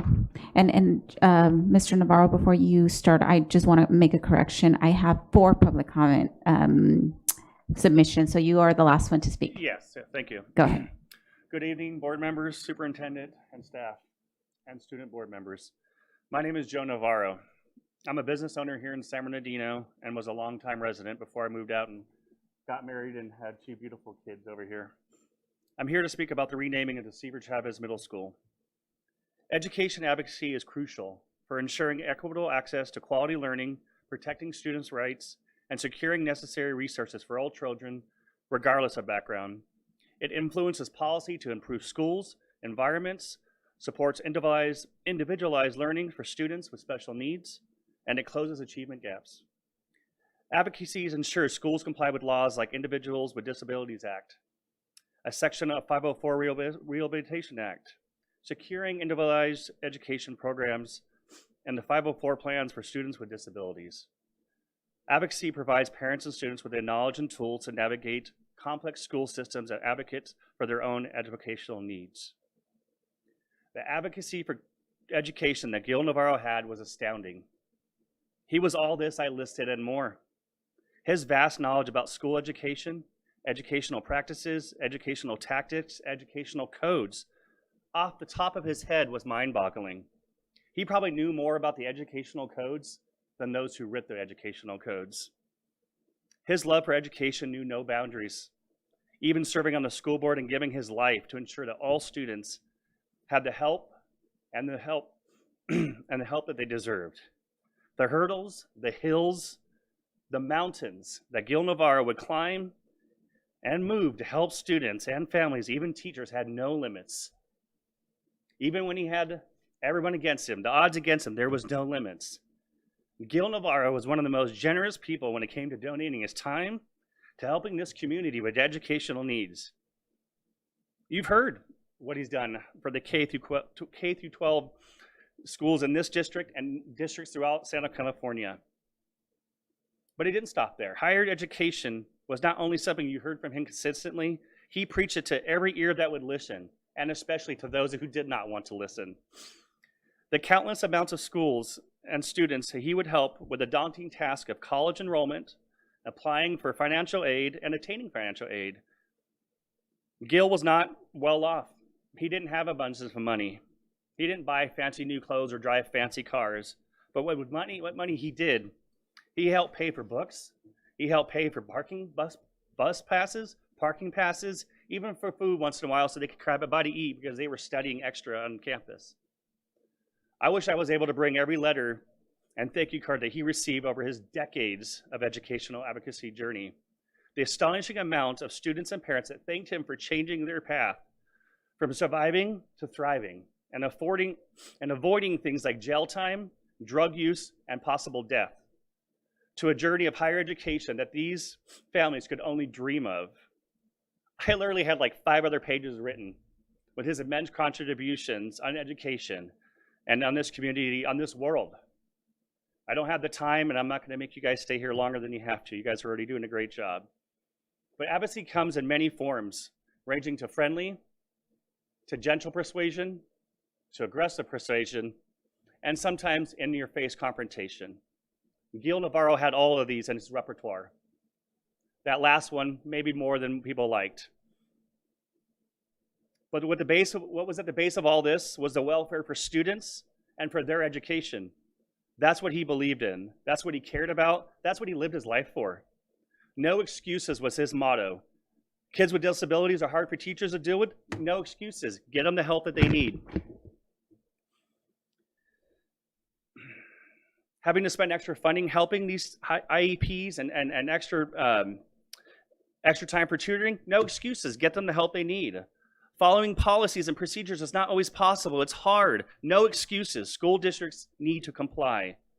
I knew Gil Navarro as dad, but he was more than that for me and for this community. He was a role model. He was a mentor. He was a hero. He was a voice for the voiceless. Naming a building doesn't have to revolve around being famous, being a historical figure, how much money you donated to campaigns, or how much money that you helped put into the community. It's for an individual who has overwhelmingly changed his community for the better. That is Gil Navarro to the T. I would implore for me, my family, and the community, and everybody that was here today to support him, to reach a decision to rename the Cesar Chavez Middle School to Gilbert Navarro Middle School. Thank you for your time.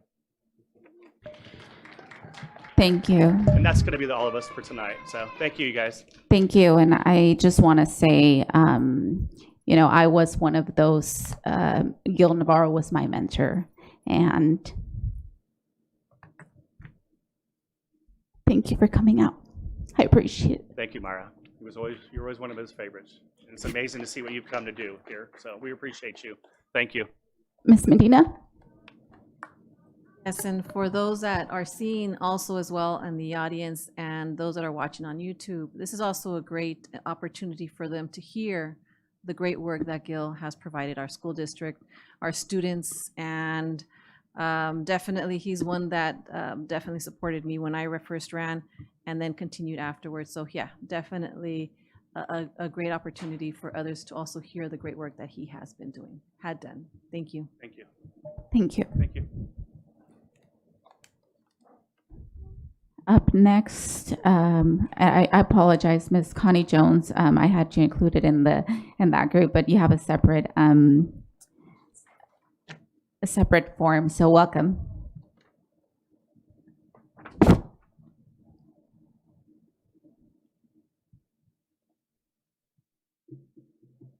Good evening, all colleagues, friends, people I've worked with, people I like, and most of the rest of you.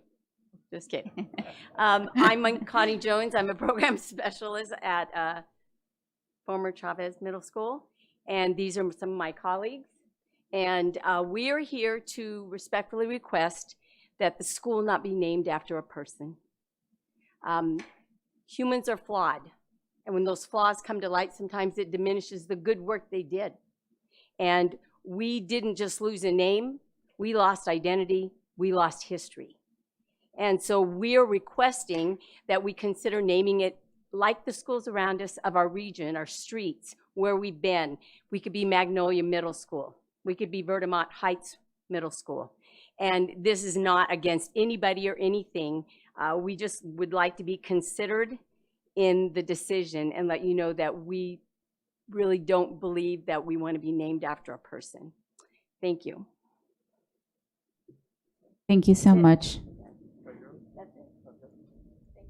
Thank you.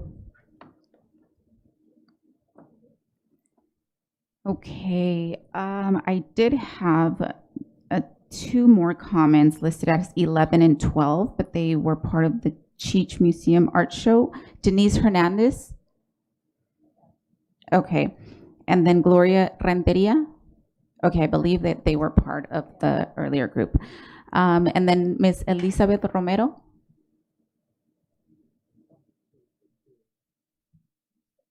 She went to the restroom. Okay.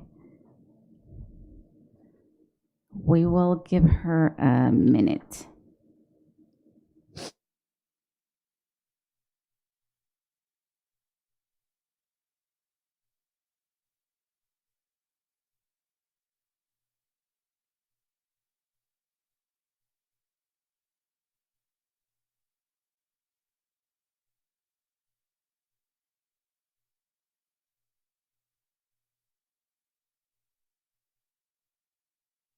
Ms. Romero.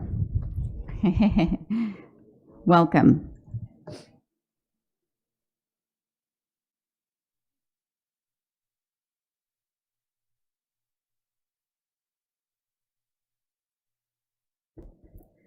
Hola, buenas tardes a todos, miembros del board, estudiantes, superintendente, Abigail, everybody, allí también, todos, al público.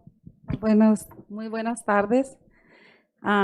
Pues nada más vengo a Hi, good evening, everyone. My name is Elizabeth Romero. Good evening to the members of the board, superintendent, members of the audience. Sí, pues yo nada más vengo a invitarlos porque vamos a tener nuestro DILAC el 1 de mayo. Pero saben que yo para mí el tiempo de una persona es un regalo muy bonito. Entonces, ese día los padres van a recibir sus certificados. Entonces, el que pueda, yo entiendo que todos están muy ocupados, pero el que pueda sería algo muy bonito para nosotros. Okay, I'm here to extend my invitation to our DLAC session that will happen on May 1st. I know for me, time is a precious gift, so if you are available and you can attend, you are invited. Ujú. Sí, pues nada más recordarles porque los padres no saben que estoy aquí, pero yo nada más quiero darles también esa sorpresa que pueda cualquiera de ustedes. Yo sé que mis Applegate siempre nos apoya y han estado ocupados, pero sí queremos que sea un poquito más importante para ellos. So that day we will recognize our parents. If you can be here, it will be really good. I know Ms. Applegate always support us during those meetings, and you're very welcome to attend. Just here to let you know of that event. Y también la doctora Rodríguez siempre está presente, pero sí me gustaría ver alguien más de ustedes, porque la verdad yo para mí los padres somos muy importantes. Also, Dr. Rodriguez is always present during those meetings. For me, our parents are essential. They are always important. And I would like to see any of you on that meeting. El señor Mauricio también, gracias, porque él siempre muy humildemente nos está acompañando cuando puede. Le agradezco también. And I'd like to thank Mr. Mauricio because he's always there whenever he can and he's available. Y también pues nada más recordarles que tenemos las reuniones en virtual. Si no pueden presencia, pues tenemos en virtual. I'd like to also remind you that if you cannot attend in person, we have our virtual setting where you can attend using your phones or computer. Y pues también las grabamos. Y esto más que nada también lo estamos haciendo por los padres que están trabajando, porque queremos que estén también informados. I'd like to remind you that we also record these meetings. We do this for the parents because we want them to be always informed.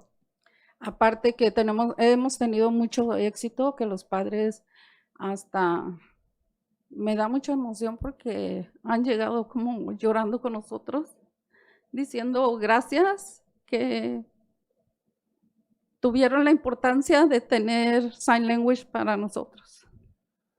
Besides, we've been very successful. There's been some parents giving testimony and cried with us because we now offer sign language. Y pues también tenemos la traducción de vietnamés. We also have Vietnamese translation, interpretation, my apologies. Bueno, y inglés y español. And of course, English and Spanish. Y pues los que vienen al futuro. And more to come in the future.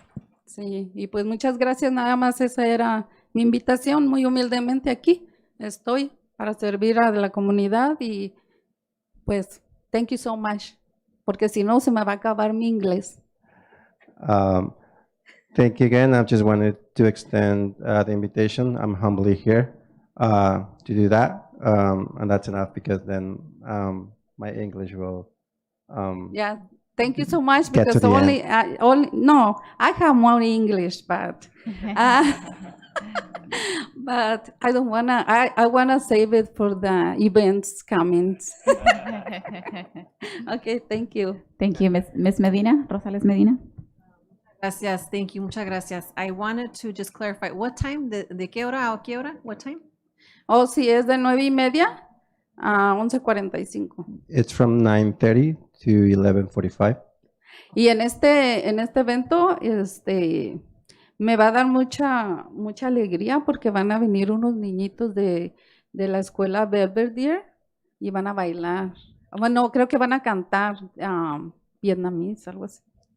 Y aquí va a estar, ¿no? It's going to be here. Sí. Yes. And then you also, I want to try to see how can we get the Zoom link for those of us that can't, but we'll be able to at least join through Zoom or through the virtual way that you have it. Mm-hmm. So this event will bring me a lot of joy. There will be a group of students from Belvedere that I think they will be singing in Vietnamese. Ujú. Y pues nos da siempre mucha alegría ver a todos los padres, a todos, hemos avanzado mucho, hay muchos conectados en Zoom, en presencia, les gusta mucho esta reunión y pues quiero que los conozcan a ustedes, porque la verdad muchos de ellos no los conocen a ustedes, a los estudiantes que están en la mesa, si pudieran también darles permiso, pues que los conozcan, que pueden sus hijos también algún día estar allí. So it will bring us much joy to have you present during this meeting. We want the people that attend our meeting to meet all of you in person. And of course, if the student board members are available, we would like to have them there as well. So the invitation is extended to all of you. Sí. Pues es todo que tengo que decir y pues muchas gracias y especialmente les quiero dar públicamente a los padres las gracias por confiar en mí. So that is all I have to say. I want to extend my public and sincere thanks to the parents for allowing me to be here. Thank you. Ms. Aviles Grande? Well, thank you very much for coming. It's been a while since we've chatted, so I look forward to seeing you. I'll make time that day. I will be here. Yes. Thank you so much. Sí. No, pues es un placer siempre trabajar con amor en la comunidad, es siempre mi pasión. Entonces, y pues también quiero decir un poquito del señor Gil Navarro. Yo lo conocí también cuando estaba en una organización y pues para mí fue una bella persona.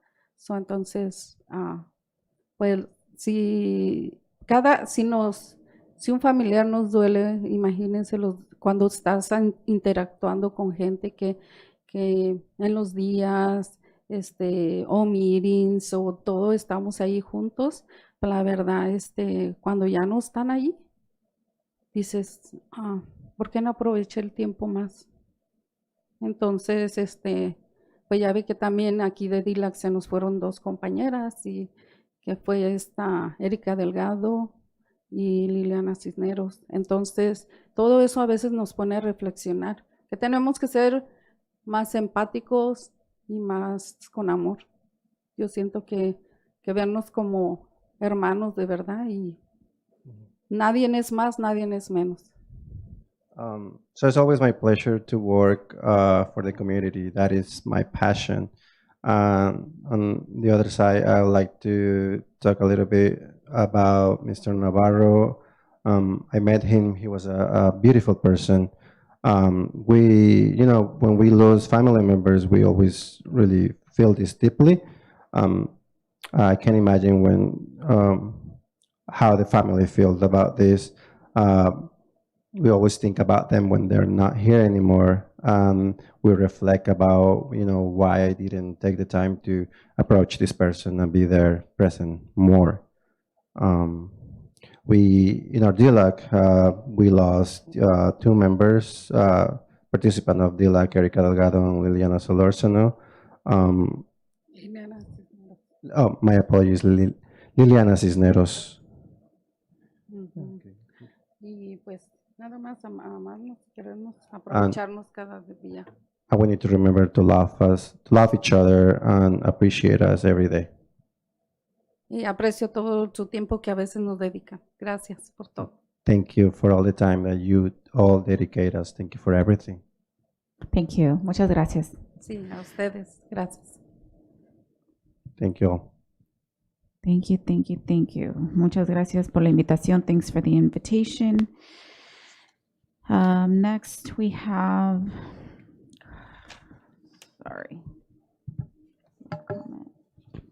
closed session, 4.0 closed session, 4.1 closed session public comments. Karen, do we have any? No, we do not. Okay, awesome. So we're going to go ahead and adjourn to closed session now. Thank you.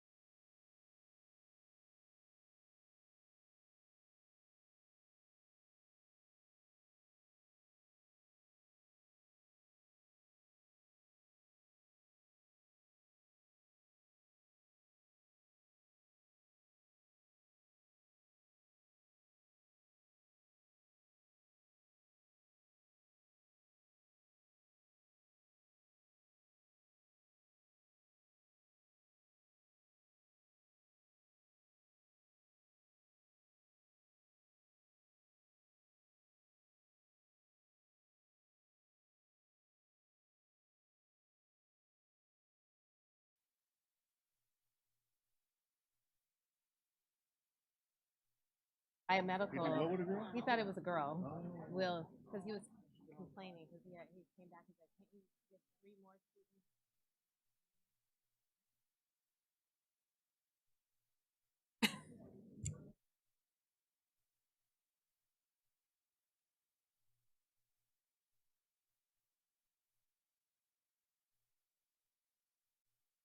All right, so I'm going to get started. We do have a quorum. So thank you so much for your patience.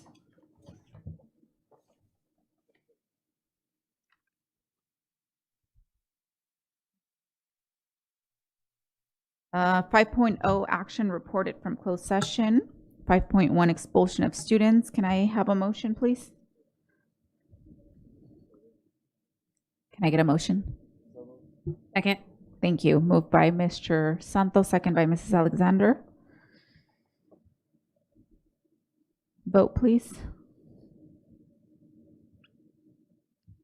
Mr. Hurtado? Aye. Ms. Hernandez Garcia? Aye. And Mr. Delgado? Aye. Thank you.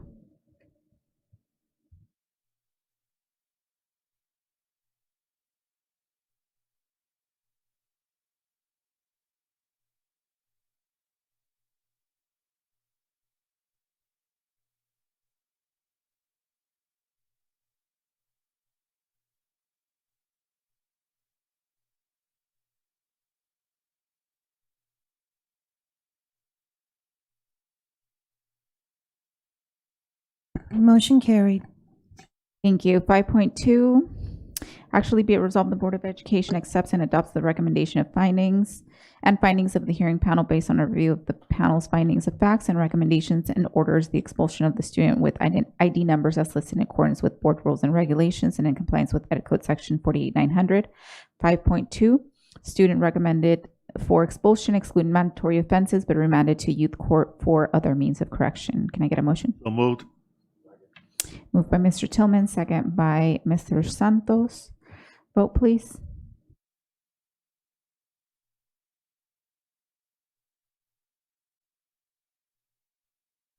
Mr. Hurtado? Aye. Ms. Hernandez Garcia? Aye. And Mr. Delgado? Aye. Thank you.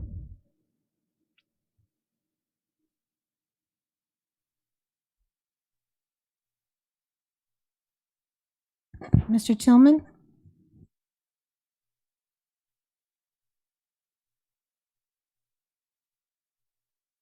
Aye.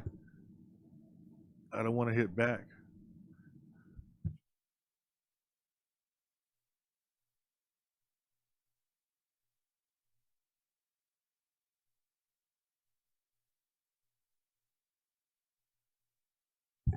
Motion carried.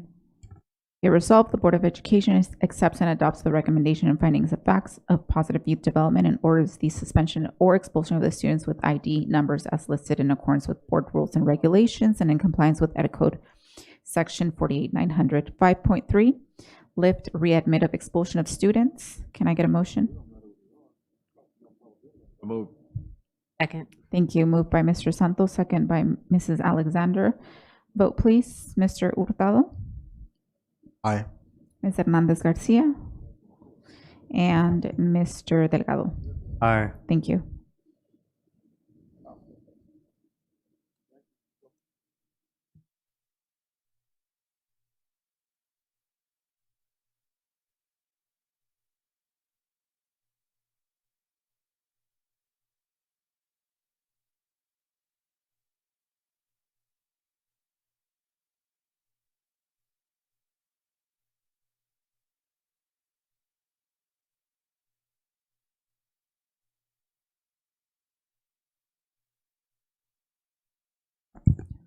Motion carried. Thank you. Be it resolved, the Board of Education authorizes the readmission of the following students with ID numbers as listed to schools of the San Bernardino City Unified School District in accordance with board rules and regulations and in compliance with Ed Code Section 48900. 5.4, petition to expunge, rescind, sealing of records, or modify youth court or expulsion. Moved. Can I get a second? Thank you.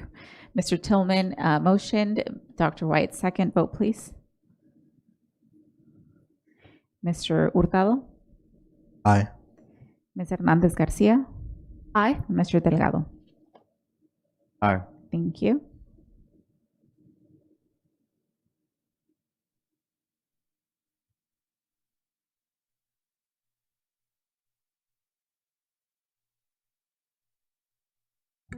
Motion carried. Thank you. Be it resolved, the Board of Education authorizes the expulsion and/or youth court modification, expungement, or rescinding of the following students with ID numbers as listed to schools of the San Bernardino City Unified School District in accordance with board rules and regulations and in compliance with Ed Code Section 48900. 5.5, approval of the Visual and Performing Arts VAPA TK-12 Director. Can I have a motion? Can I get a second? Moved by Mr. Santos, second by Mrs. Alexander. Vote, please.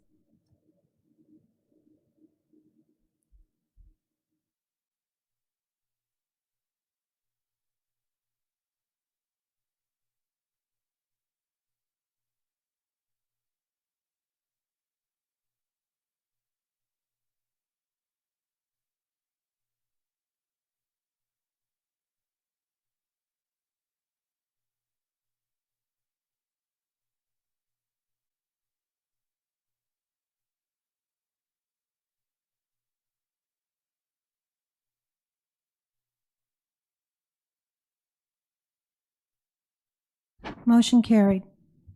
Thank you. Be it resolved, the Board of Education approves VAPA TK-12 Director Scott Nelson.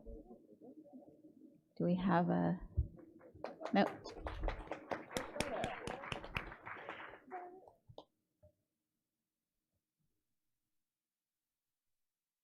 Yeah, Dr. Doizan. No, he's not present this evening, but I will definitely share the board's sentiments with him. Awesome. Well, thank you so much and congratulations to him. 5.6, other closed session action. There is none at this time. 6.0, student board members. 6.1, reports and comments. Mr. Hurtado. Hello, everyone. My name is Aiden Hurtado, and I am a student board member representing Sierra and San Andreas. Before I begin, I'd really like to thank the wonderful teachers from Cajon High School that accompanied me and the speech and debate team to the state tournament this past weekend. It was a great experience, and it wouldn't have went as smoothly without you guys. So big thank you to Mr. Winner, Ms. Loomer, and Miss Ibarra. First, I'd like to highlight a recent event at San Andreas High School. On March 20th, San Andreas hosted its annual health fair, bringing together healthcare agencies, community organizations, and school programs to support students and family well-being. During the event, students had the opportunity to engage directly with organizations that provide services related to wellness, nutrition, and community health. Rather than just hearing about these resources, students were able to interact with them, ask questions, participate in activities, and gain a clearer understanding of what support is available to them. The event also created a space where health education felt more accessible and engaging. Through interactive booths and activities, students were able to learn about healthy habits in a way that was both practical and relevant to their daily lives. Along with this, the health fair strengthened their connection between schools, families, and community partners. Families who attended were able to connect directly with organizations that serve our community, helping bridge the gap between resources and the students who need them. From a student perspective, the impact of the event was clear. It made important information more accessible. It encouraged students to think about their well-being, and it showed how schools can serve as a direct link to real-world support systems. I'd also like to highlight an outstanding achievement from Cajon High School speech and debate team. This past weekend, students competed at the state tournament held at James Logan High School in San Francisco, representing both their school and our district at a very competitive level. Cajon students delivered an exceptional performance, breaking the school's record by bringing 12 state qualifiers this year. This achievement reflects not only the individual talent of our students, but also the dedication, preparation, and consistency required to compete at this level. Speech and debate requires students to develop skills in research, public speaking, and critical thinking. Students spend months preparing, writing speeches, analyzing topics, and practicing for competition. Reaching the state level is already a significant achievement, and setting a new school record demonstrates the strength the program has and the growth that it's continuously having. At Sierra High School had their safe and sober prom event where students from the Sunshine Crew organized and ran educational booths about substance use and harm reduction and coping mechanisms. Their specialized group of peer mentors from the Sunshine Crew were able to officially start reaching out to students. They have been getting great feedback from students who have reached services from the peer mentors so far. The peer mentors were specifically trained by Dr. Boussaint in the Teach It Plain and Simple that addresses anxiety, depression, problem solving, and communication skills. This practice-based cognitive behavioral interventions skills that these students are learning are extremely valuable to their careers as a whole. Across San Andreas High School, Sierra High School, and Cajon High School, students are continuing to grow, take advantage of opportunities, and represent their schools in meaningful ways. These experiences matter because they go beyond traditional academics, whether it's connecting with community resources, competing at high levels, or continuing progress towards graduation. These opportunities help students build confidence and prepare for the future. I'd like to thank all of you for the opportunity to share these updates, and thank you for your continued support of students across San Bernardino. Thank you. Thank you so much, Mr. Hurtado. Ms. Hernandez Garcia. Good evening. My name is Brisa Hernandez Garcia. I am a senior at Middle College High School, and I would like to start off my comment by thanking Mr. Enriquez, who is the mock trial as well as the debate coach at Middle College. This past week, my teammate Alicia and I competed at California State Debate Tournament at James Logan High School, which would not have been possible without his support and guidance of our coach. I would also like to extend that thank you to the board and EXL for supporting programs like speech and debate at both Middle College and Cajon High School. So at Middle College, this past week, they had their crossing the finish line celebration to acknowledge the seniors who will be graduating with either their associate degree or their CalGETC certification. Their college and career fair was also this past week, and then their prom was 2 weeks ago. This last week, Middle College had a pep rally to motivate the juniors before CASP testing, and we were joined by Valley College's mascot, Blue, who showed up to cheer us on. The seniors wrote notes, and the juniors had a day of encouragement to prepare for the coming days. This Friday, MCHS will be hosting its Inspire Brunch, which connects students with people in their work fields. Next week, Middle College's NHS will be hosting its appreciation dinner, and we hope to see some of the board members there. Now for San Gorgonio, math testing is done, so great job to the juniors. Next is the ELA and science CASP testing. For events, they have their spring rally, or their spring play, their rally, and prom.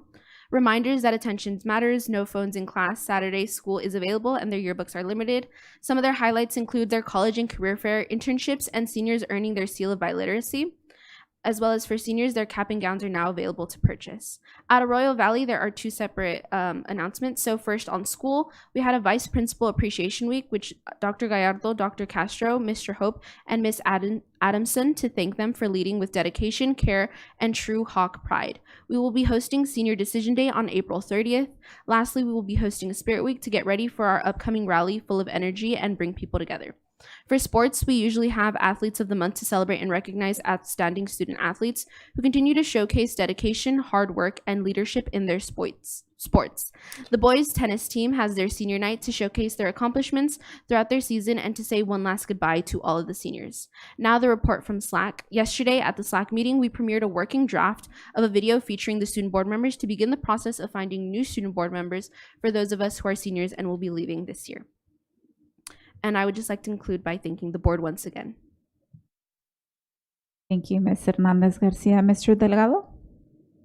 Hello and good afternoon. My name is Damian Delgado, representing Pacific High School. So first off, starting with Pacific High School, it has been recognized for one of the most prestigious and rigorous enrollment programs that has been given an advancement into education for students who wish to get a head start within college, depending on whether or not they want to take associate's degree in art, political science, or whatever field that they wish to pursue. All of this at the cost of zero, something that is super important for students who have, especially who cannot afford high-paying classes within our local college at San Bernardino Valley College. So it's important that we give students that step into education. Next up, at Indian Springs High School, over spring break, they have had the AP teachers hosting an AP boot camp in order to prepare students for the testing season. Then, the Winter Guard placed third place for the competition, competing against schools all across Southern California for showing off the sheer talent that they hold with their high dedication to their art form. The same group had also recently won another competition, placing in second place with their zombie performance showcase. Last but not least, San Bernardino High School reminded students that it is a closed campus, that it is only approved seniors to leave for lunch.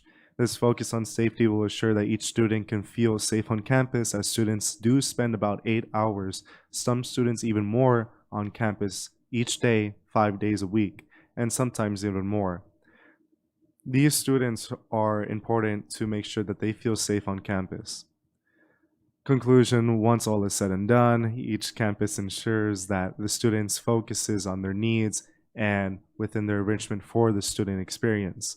Schools are there to provide for children, and that is what is important to those people as well.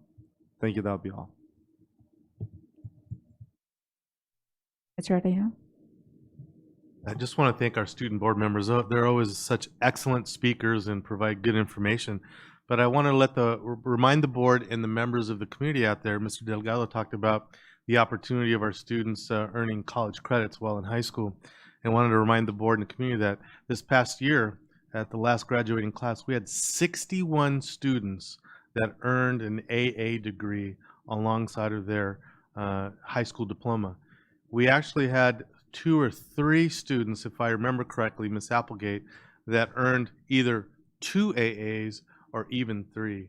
So, Mr. Delgado, thank you for bringing that up, because we're very proud that we're giving our students the opportunity to not only earn their diploma, but potentially even an AA degree. And we hope to make it 120 the next year, then 180. So thank you for bringing that up. I appreciate that.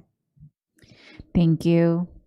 7.0 administrative reports and presentations, 7.1 STEM presentation, and I will go ahead and turn it over to Mrs. Applegate. Thank you very much. Good evening, board, and I think you're in for a treat tonight. I'm extremely proud to bring you this rock star team. I couldn't have picked a better team myself.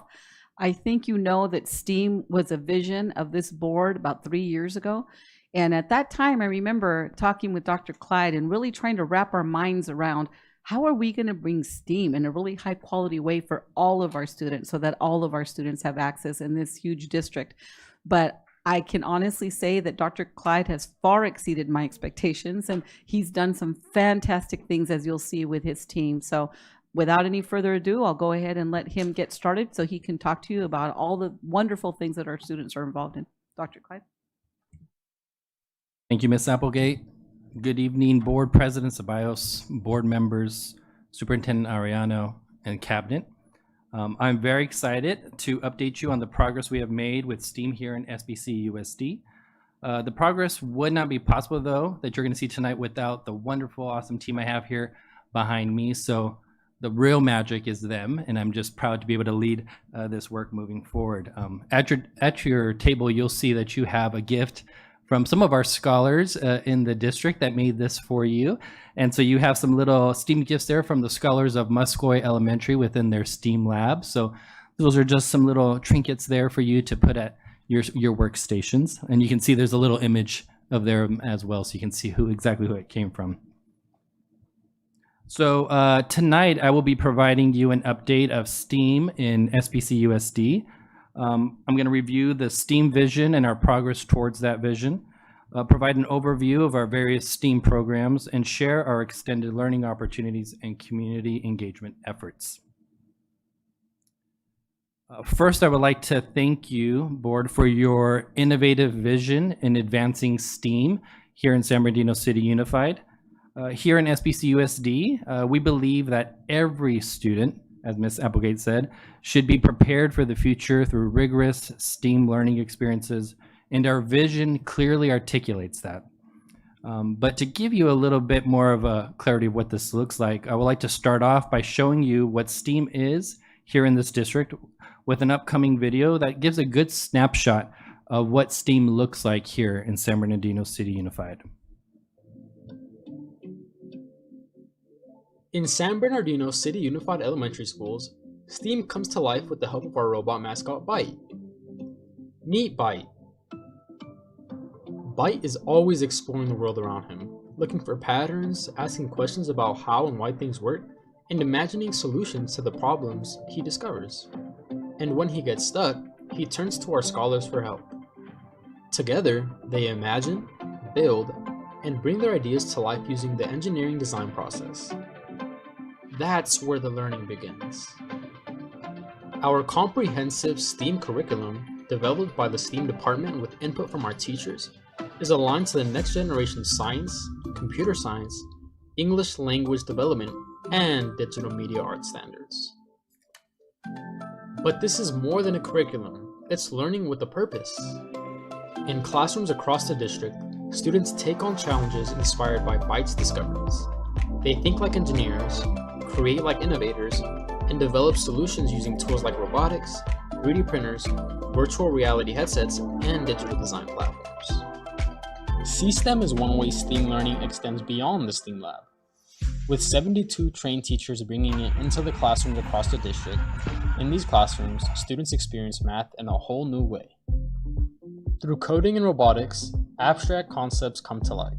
Students program robots to move, turn, and respond, connecting their code to mathematical ideas like angles, distance, patterns, and measurement.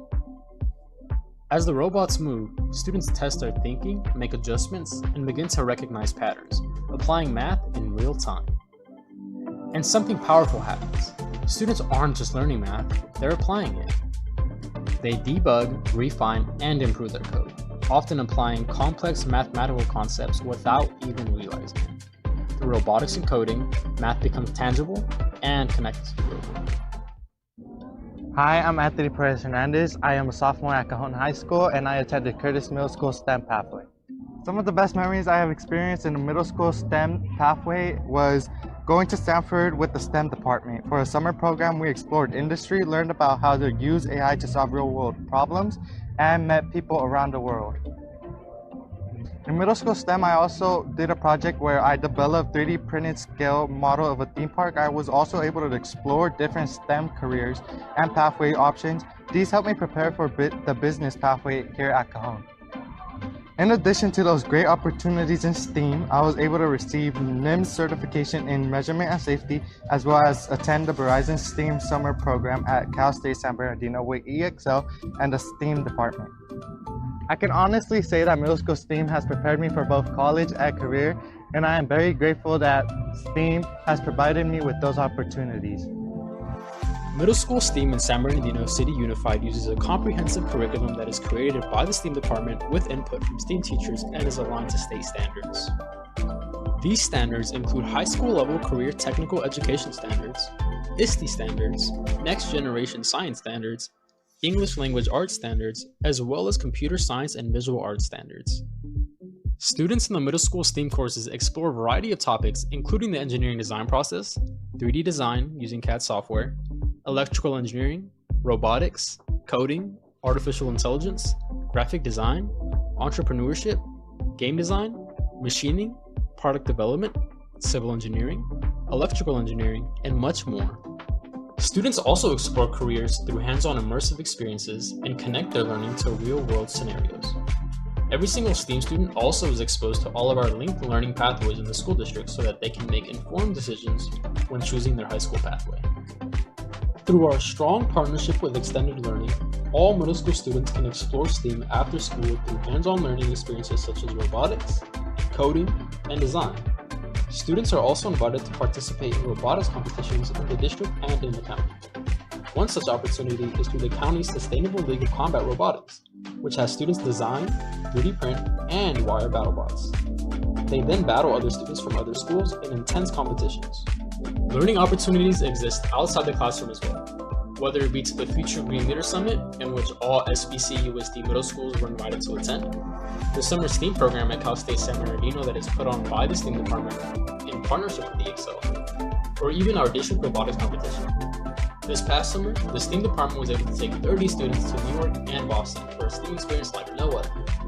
Overall, STEAM learning in San Bernardino is occurring at every single middle school, and the program is expanding its core curriculum through cross-curricular learning and interdisciplinary projects.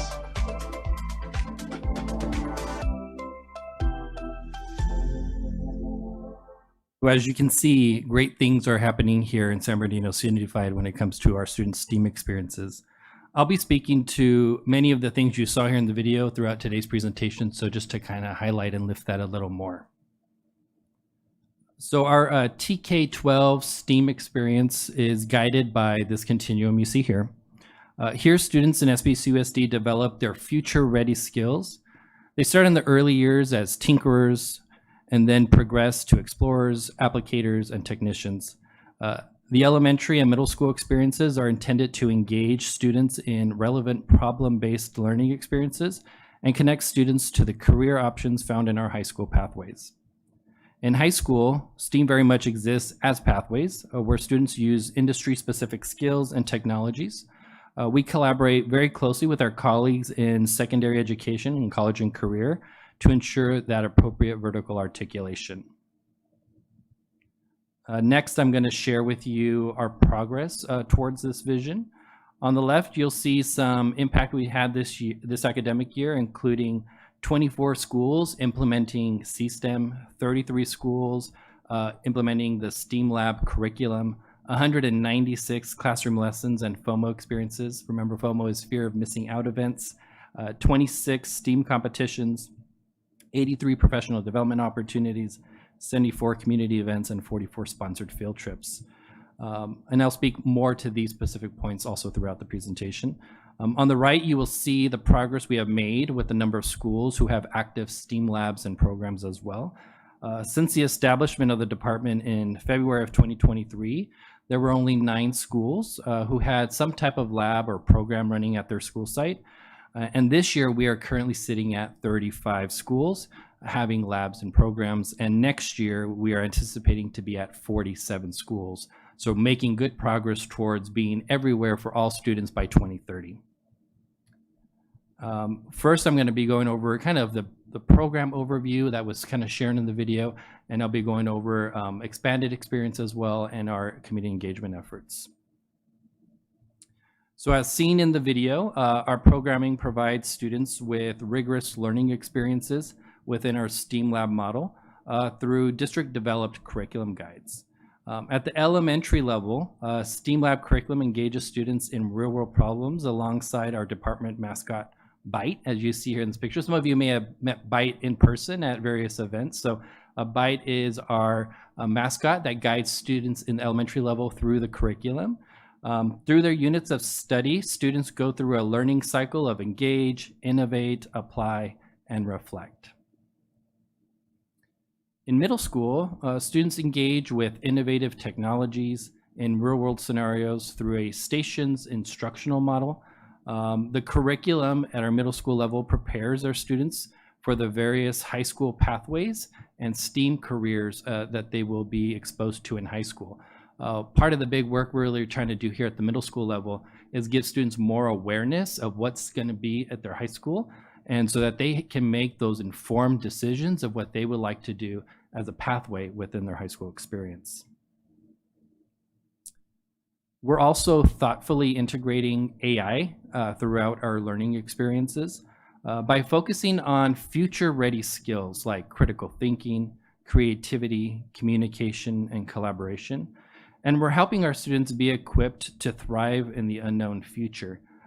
Some of the tools that we use to kind of teach students these skills is using image generation to promote that creativity, machine learning with microbit and teachable machine. And next year, we're going to be implementing the new Lego Education Computer Science and AI curriculum so that students are not just users of AI, but fully understand what AI is, both as a positive and as a negative, right? So they have that better understanding of what this means for them in their future. Computer science is also an important skill for our students to learn because it's a backbone of all technology, especially with artificial intelligence. And we are proud to work with UC Davis C-STEM Center to provide our students an integrated, rigorous math computer science learning experience. With C-STEM, students get to connect math concepts to real-world applications through programming. They get to code, test, and refine solutions, and they get to analyze results, debug code, and explain thinking. To date, we have 24 schools currently implementing C-STEM with 72 trained teachers and 21 teachers who've completed 4 total courses over a 2-year period to earn their computer science authorization. So we're very happy with the progress we've made here with C-STEM and are super excited to continue expanding this throughout the district. We were also very honored to co-host the C-STEM Symposium this past March. This was an opportunity for educators and outside organizations to see the great work happening here in San Bernardino City Unified. The highlight of the event was our 70 student participants who served as models for live teaching and a mini robotics competition. Lots of us have probably been to events where teachers or schools talk about the things they do, and rarely do they ever get to see students actually doing those things. And so this was a great opportunity for us to not just say the things that we're doing, but to show the community and other organizations what we're actually doing. And I know a couple of you were there and got to see that firsthand, so appreciate your support. We also are also working to build the skill of our teachers throughout the district with quality professional development opportunities. We have our Design and Dine, which is a evening event where teachers come after work and they get to learn about some STEAM experiences over some food and some fun dress up, as you see in this picture here. We have our computer science training opportunities, including C-STEM and other computer science PDs as well. And our design thinking full day training, which is a project-based learning experience where teachers learn how to integrate innovative technologies into their core curriculum. In addition, we've developed a webpage for teachers to support them in the integration of STEAM within their instruction. On our resources page, teachers can find links to curriculum guides, all the way to simple things as I need more guidance to identify a field trip to take my students to that is aligned to standards and is exciting and engaging, all the way to at-home extension activities for our families. I'll also be sharing our extended student learning experiences that we offer within the department as well. The department has been excited and very happy to support schools with over 196 classroom lessons and FOMO events since August of this academic year. These events have included such things as students building and coding and wiring their own guitars, doing engineering and robotics challenges aligned to standards being taught within their classroom, or something as simple as a visit from the student's favorite STEAM mascot, Bite, during a fun event on the playground. We've also supported with over 44 sponsored field trips, sending 4th graders to Skyland Ranch to learn about environmental science and other STEM areas, middle school students to our Future Green Leaders Summit. We've also sent middle school students to New York and Boston for a STEM trip, and this summer sending students to Washington, D.C. to learn more about STEM as well. Through Cal State San Bernardino STEAM Day, where elementary, middle school, and high school students get to engage in STEAM learning at the college level.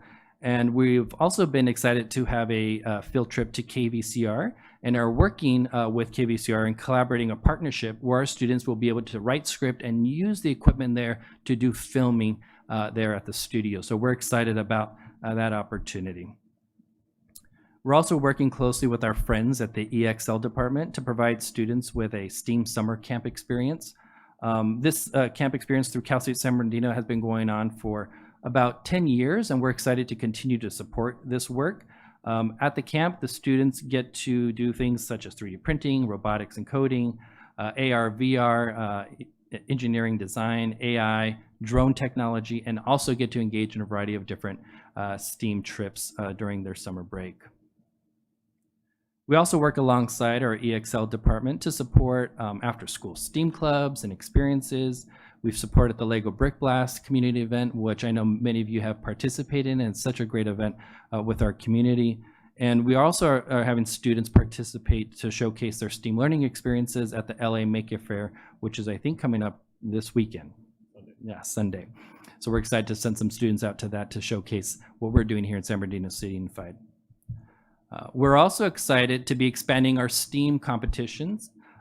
During last year's board presentation, I know Mr. Tillman had suggested that we have competitions similar to middle school sports. And so I thought that was a great idea. And so we expanded that this year. And so this year we've had over 26 STEAM competitions. This year we held our first district-wide RoboPlay competition. There were over 500 student qualifiers with the top teams from each C-STEM classroom making it to the district level event that you see in this picture here. The students were organized into grade level spans and engaged in 3 challenges focused around mathematics and engineering. And we also had a very huge parent turnout, and they were super excited. So we did some learning and say, like, we got to figure out how to adjust the space a little bit for our families, but that was a great event. So we appreciate the suggestion, and we plan to expand this even more next year. And we've also engaged in other after-school competitions, such as BattleBots, Rube Goldberg, and Spherocopa, which are San Bernardino County-led competitions. And so we've had some great takeaways at those events.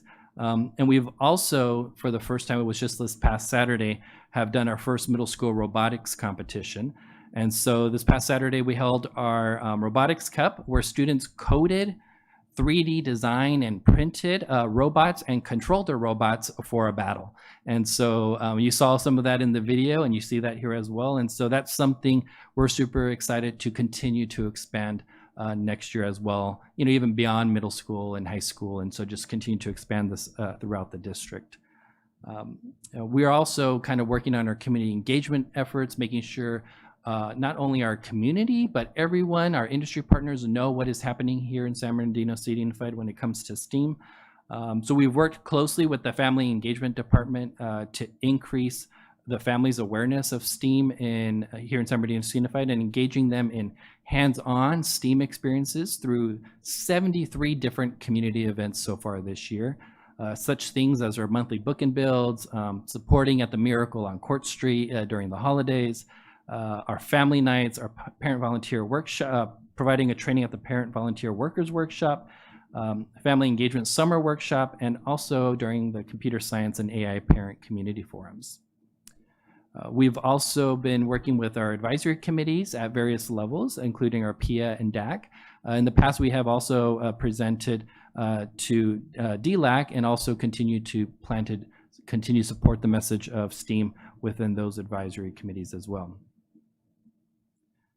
We also held our first STEAM and Innovation Community Forum. Mr. Alexander had a vision of engaging our community partners, local industry, and families in understanding what STEAM is, working towards an innovative future, and seeking feedback on our initiatives. And so we had over 45 partners participate, where they had the opportunity to see our students showcase their learning with Lego science, coding, robotics, and more. And the participants also had an opportunity to visit one of our elementary STEAM labs to really get an idea of what this looks like. And so we got some great feedback, and this feedback we're using to continue to better our programming here in the district. We're also very honored to have been recognized with C-STEM Awards for Administrator of the Year, Excellence in Service, and Teacher of the Year, just showing kind of the great work we're doing here in the district and how we continue to want to get better. We've also been fortunate to have been highlighted in Wonder Workshops and Discovery Education for our intentional and rigorous standards-aligned STEAM programming. And probably coming soon, we'll also have a case study from Lego Education for our work that we're doing here in the district, which the president of Lego Education says he has not seen in any other country. So we're super excited about our progress with that. We've also presented at major conferences to highlight the innovative work happening here in the district. We've presented on topics such as STEAM teaching practices, development of STEAM and SBSUSD, pathways in middle school and how to get gold certification, how to bring STEAM home beyond the classroom to engage families, and highlighting the elementary and middle school structure of STEAM here in San Bernardino City Unified. Finally, I like to recognize the intentional work of our school sites in providing STEAM experiences for our students, because it is really the school sites who make this happen, right? And so using the district STEAM criteria, schools evaluate their STEAM programming using 14 indicators through collected evidence and validation visits. Schools can achieve 3 possible levels, level 1 being explorer, level 2 designer, and level 3 innovator. So here you'll see our latest schools who just completed in March their round of actually going through designation. And so these are our latest schools who have achieved a STEAM designation level. And so we're very proud of their intentional effort and work. But I would like to thank all of you for your continued support of STEAM and innovation within our district. And we look forward to continue expanding this STEAM for all our students by 2030 here in San Bernardino City Unified. Thank you. Thank you so much. And I will turn to see if we have any comments, questions. Mrs. Alexander? I'll just say thank you to you and your staff for, first of all the intentional work that you're doing and what you continue to do, and how you're fostering just the spirit of just inspiring our students to be involved with something that's going to help them down the road, not just today, but just in the future. And then the whole notion of just AI and how it really affects more probably their home than themselves, making them feel comfortable in the space that we're in, and how we are also fostering through that family engagement. I would just say that's a collaboration not only with your team, but I know it's with family engagement and also with the AI team. So thank you for your work. I had a question in reference to just the breakdown, because I don't understand it. So when you did the level 1 through level 3, explorer, designer, and innovator, can you explain that a little bit more? Yeah, so we have a designation or STEAM criteria within the district that schools use to kind of evaluate their programming within their site. So we modeled it after similar ones in San Diego County Office of Education, the Ohio State Framework, and also the linked learning high school certification model. And so there are different criteria there that schools use to evaluate how effective their STEAM programming is. And so through that, they'll do a pre-assessment, they'll collect evidence throughout, and with my team, they'll do validation visits to see these things happening. And so level 1, you can imagine it, I like to say we have, it's a, what do I call it, Caitlin? Low floor, high ceiling. Okay, so it's very easy to get level 1. You're starting to engage in STEAM experiences, offer those experiences to your school. And you can have evidence for that. That's a level 1 status. Level 3 being that high ceiling, that you walk onto that campus, it's a STEM school. You know it's STEM. The students speak it. You see it integrated everywhere. And so schools can progress throughout that way. It's a way of recognizing schools for their efforts and also pushing them to get to the next level. I'm hoping for someday the state having their own framework and designation system. They've said that's something they will do, but they're just not there yet. And I'll be happy to send you a link to that document on a board update. So if you want to check it out a little bit more. Okay, thank you. Thank you, Ms. Rosales Medina. Thank you so much for the presentation, everything that you were able to share, as well as I want to thank the team for everything that you're doing, especially across the district. I'm really excited to see that we're actually being mentioned, like you mentioned on page 29, discovery, education, and then the wonder. I'm wondering if there's a way through communications that we can also share that through social media, maybe on our website, just to highlight the things that we are doing, the things that you're able to do and accomplish with that. So that'd be one of my asks, is to try to see how we can actually share that across through social media and the website and out there. I also do appreciate all these items that you're able to provide. And I'm curious to find out, are we in connection with local businesses that might want to purchase items by the district, made by the students? I'm just thinking outside, because I also like this item that could easily be converted into business cards. These little things that I'm thinking, what a creative way of trying to provide, QR codes just so people can, and then those that are watching, maybe that's an opportunity, how we can have maybe students create their little business at their school site to raise funding or raise money and so forth for projects. Those are things we can definitely explore. And so I know that we've worked with making things for organizations within our community, at no cost to them. And so we can always explore that as well. And as for communications, we'll work closely with them to, I can always get better at communicating better. I know I think the boss has told me I don't always toot my horn enough. And so, but I'll do better at making sure to get these communications out there so that people are more aware of everything that we're doing. Yes, and that also helps with the city or even surrounding areas that are able to see the great things that you as a department are able to help our students grow in. So it's something we do have to show off a little bit of the great things you are doing. So thank you all for all your hard work. Thank you, Ms. Medina. Thank you so much for the presentation. Along with tooting your own horn, you're going to make us shine. So I would encourage that very much. And I have a question in regards to the page, the summer STEAM camp at CSUSB. Is there a cap, like a limit on how many students can attend, or how does that work? We have a lot of openings still, from what I understand. So that QR code on that flyer on the presentation, it's open. We know it's not filled. So any parent who's interested, please sign up. They can reach out to the Excel department or the STEAM department to get more information. And is this is not the first year for this camp, is it? No, it's running 10 years. In the past 2-3 years, would you say that there has been like students that had been turned away? Okay, that was my question. Awesome. This particular area in our district, your department, is it a new department? Is it a new position as in the last 3 years? It's February 2023.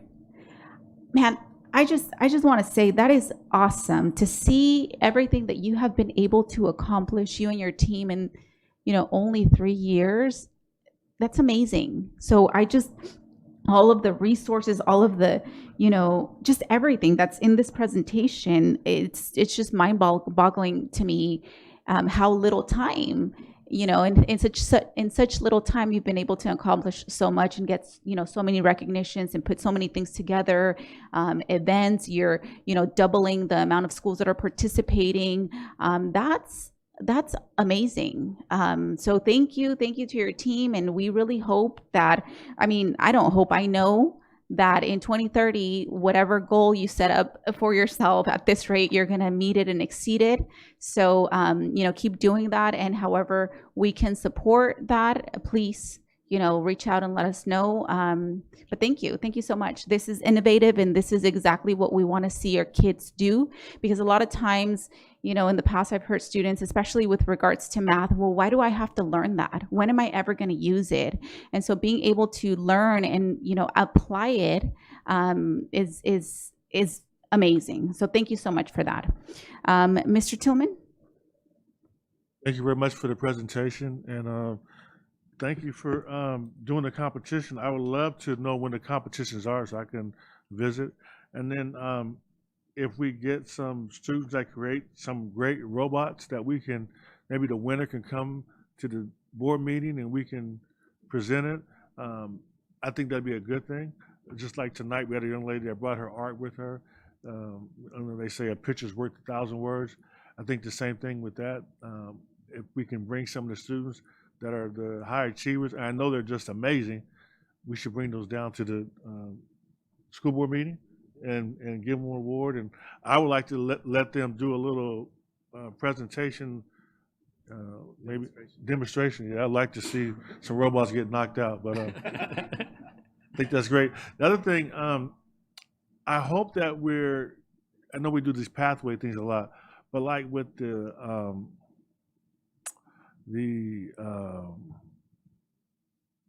drones and those type of things. Number one, I hope we make sure we're buying some of the latest and greatest things that we can to use to train our students with, and then getting them certified. I know there's certifications associated with that. So for all those type of things, I think we benefit our students by getting them certified before they leave campus. With a district our size, we have some students that are going to latch on to certain certain industries and certain, whether drone or other things in AI, who are we brilliant. We need to make sure that we give them all the tools they need to excel, and don't stifle them. You know what I mean? Just make sure we're allowing them to reach their potential. So if whatever department you're with, they're telling you not enough money, you need to let us know that, and I'll talk to Terry, and he'll make it happen. All right. Feel free to reach out to me. Of course. Thank you. No, thank you for the support. I'm sorry, Mr. Arellano? Yeah, Mr. Tillman, thank you for bringing up the drone certification. I want to remind the board, last time we were here together, the board gave SUDA and our CTE department direction to start looking into an aviation program. And the aviation program includes the drone certification format. So we're on the right track, sir. Thank you. Ms. Aviles Grande? Yes, I just want to add my congratulations and thank you for all the work that you and your team have accomplished, and to really encourage my fellow board members to visit at least one of those events.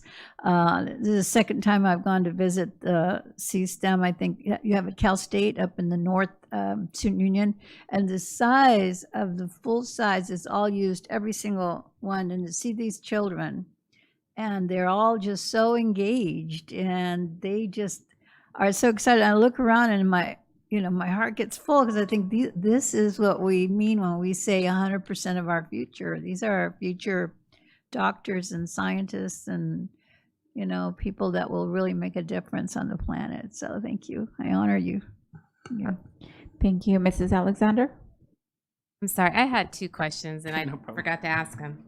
The new Lego Education Computer Science and AI curriculum, can you expound on that? And it's really for the community, because I'm not sure that that's pretty clear for everybody. Yeah, so it's news, so it's still coming in, but from what I've been told, typically students are learning AI from an AI literacy lens, which is very important, right? Which is understanding safety, what to trust from AI, what not to trust from AI, but are we really teaching the kids of what AI is? Like understanding a clock. I'm taking a clock apart and understanding its components and how it works. That's where the AI Lego computer science and AI will work. It's really going to teach students how AI works and functions, kind of in that way, to break it apart. Kind of the concept of machine learning and understanding how does AI learn from itself, given all the information it has. So we're excited about that, because it just moves beyond just from AI literacy to fully understanding what AI is down to its mechanical level. And if I may also, just board, so that we will be having an AI presentation in May next month, and it's going to specifically talk about that, because AI tools are changing right now as I'm speaking. So it's really about teaching kids about learning in the future and what that looks like and what skills they're going to need for that. So you will have that presentation in May. Okay, I was just curious, is it available to all students, or maybe? Well, we will be piloting at a smaller level Okay. first, and then be expanding that. Okay. Then the next question, where was it? Sorry.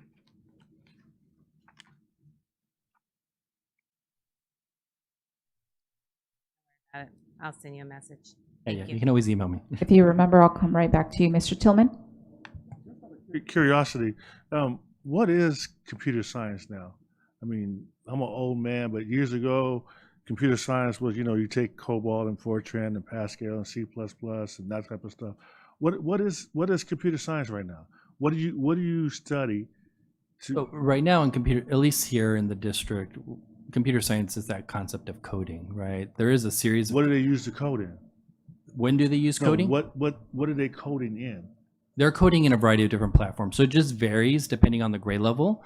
And so, like, for example, at the primary grade, students can start engaging in coding using Ozabots, which is usually just basic block coding. And it varies and it expands at various grade levels. Today, computer science Some people say it's more important or less important given AI.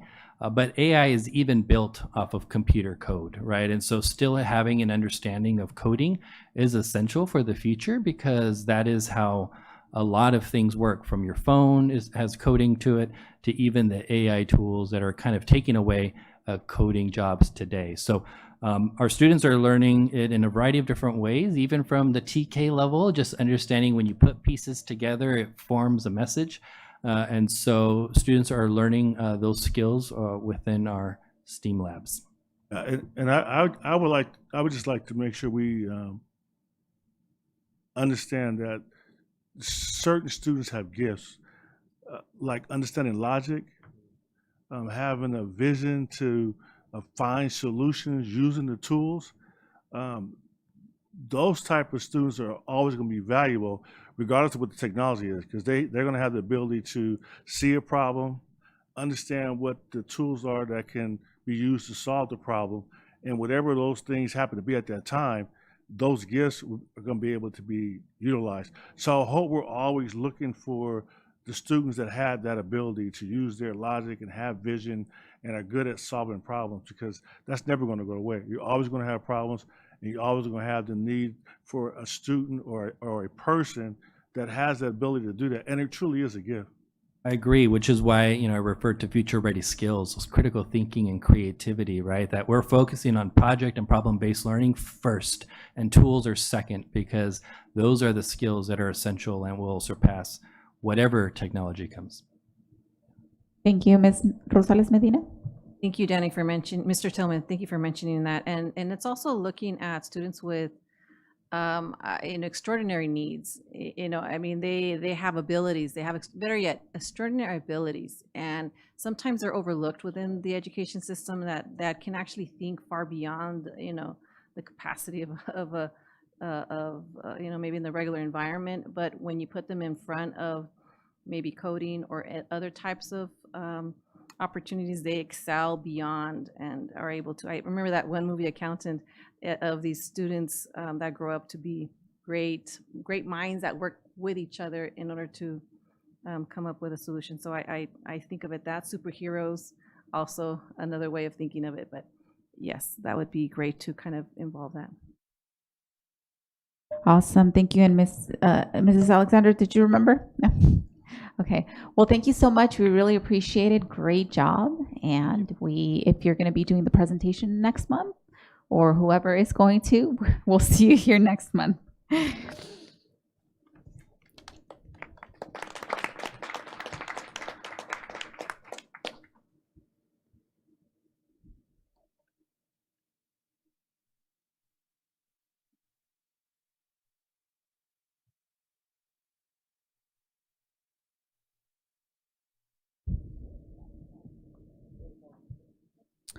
All right, we're going to go ahead and move to 8.0 board discussion, 8.1 middle school 318. The board will discuss procedures for renaming middle school 318, formerly Cesar Chavez Middle School. I believe the superintendent may want to start the conversation. Yes, thank you, President Ceballos. Today, the board will have the opportunity to have a discussion and perhaps provide the district direction as to what steps you would like the district to take to find a potential new name for the middle school.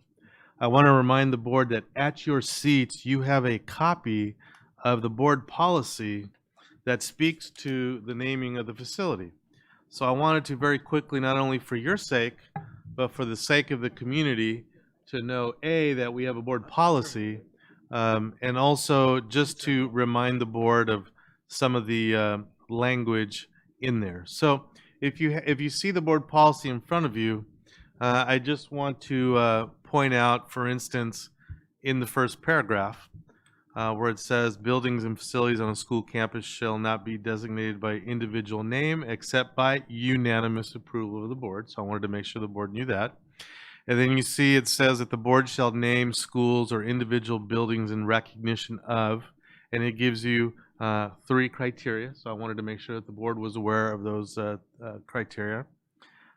It also goes on then to speak in the subsequent paragraphs that as part of the board policy, that the board encourages community participation in the process. It also says that a naming committee can be put together with no less than 5 members that shall be appointed and to review name suggestions, submit recommendations for the board's consideration, and that the board and the superintendent will seek input on the committee members. And I know maybe President Ceballos and the board will give us direction about that committee once you engage in the conversation. I also want you to see in the following paragraph where it says the renaming of existing schools or any district facility requires unanimous approval of the board. So I just want to make sure you knew that. And then the following paragraph then speaks that before adopting any proposed name, the board shall hold a public hearing at which members of the public will be given an opportunity to provide input. So I just wanted to refresh the board, their memory of this board policy as you engage in the discussion. So I will turn it back over to you, President Ceballos. Thank you so much for that reminder and having the policy here today before us. So I just want to open it up at this time to my colleagues to enter into a conversation in regards to, the process, really. I know that we had a couple buildings already named, and I know that I myself and maybe a couple of you had some additional questions. So this is going to be a really good opportunity to kind of start fresh with that process. And so I open it up to you all. Ms. Rosales Medina. Thank you, President Ceballos. This is a great opportunity to have those conversations. I do, first of all, I do want to recognize those that came, that made some suggestions, and I do want to recognize that we do appreciate that, they're looking at, names that we can possibly consider. But I know in my stance, when we initially kind of removed the name, I thought of several important names. But then I started reflecting is that we're going to go from one name to another name, and not that those names wouldn't be credible, but I feel like we're going to go from one name to another name. I think I do appreciate the suggestion that was made also during public comments that we consider names that are not necessarily named as of a person. So I would move towards that direction in making sure that it's not named after a person, but more on maybe the area. And another suggestion would be that we do look at the naming committee, but it's also in collaboration with the school site. I remember being in elementary school, and it was really exciting because they are asking us to come up with a name of a mascot. And all the students, put names in there, and they had like a little voting system for all of us students. And I remember that was my first voting opportunity. And we got to select, there was 3 names, and we got to select, and it ended up being the Roadrunners. But I think this is also a great opportunity to have students engaged, maybe collaborating with the naming committee, for instance, having the school site come up with the top 5 names, the naming committee kind of working with them to see maybe narrowing it down, because we want to make sure that it's anyways, it's just looking at maybe narrowing it down, and then the school sites voting for it also, as well as considering asking the staff to be also included in that process. And so that's just some suggestions, only because I know that was meaning for myself to be part of that election process in naming that that mascot. But in this case, it would be a school site. So I would definitely support that. Thank you. Mrs. Alexander? Thank you, President Ceballos. So your question is in reference to the process, right? Some considerations. So when I think about the process, and then also listening to what we heard this evening. Just listening to, let's focus on the site, the teachers that came and spoke. And one area that was highlighted was just how they felt with the name change and how it's impacting them. And that was maybe a sample, but that sample is probably even greater than what we know. And I just think about it just from a standpoint of just having just a name that reflects maybe excellence versus a person. But when you think about the process, I think it's important to engage with the naming committee, so what we have here. Also, I agree with my colleague to open it up to the school site to have more engagement at that level, because then there's buy-in.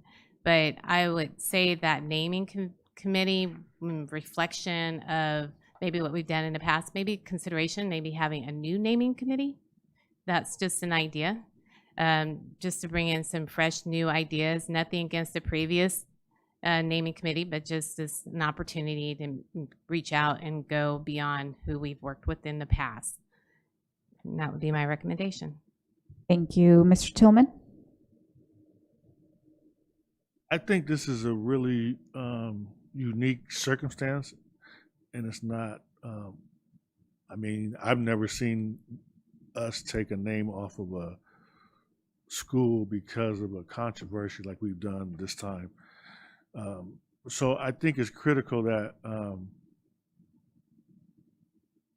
we ensure that the name that we pick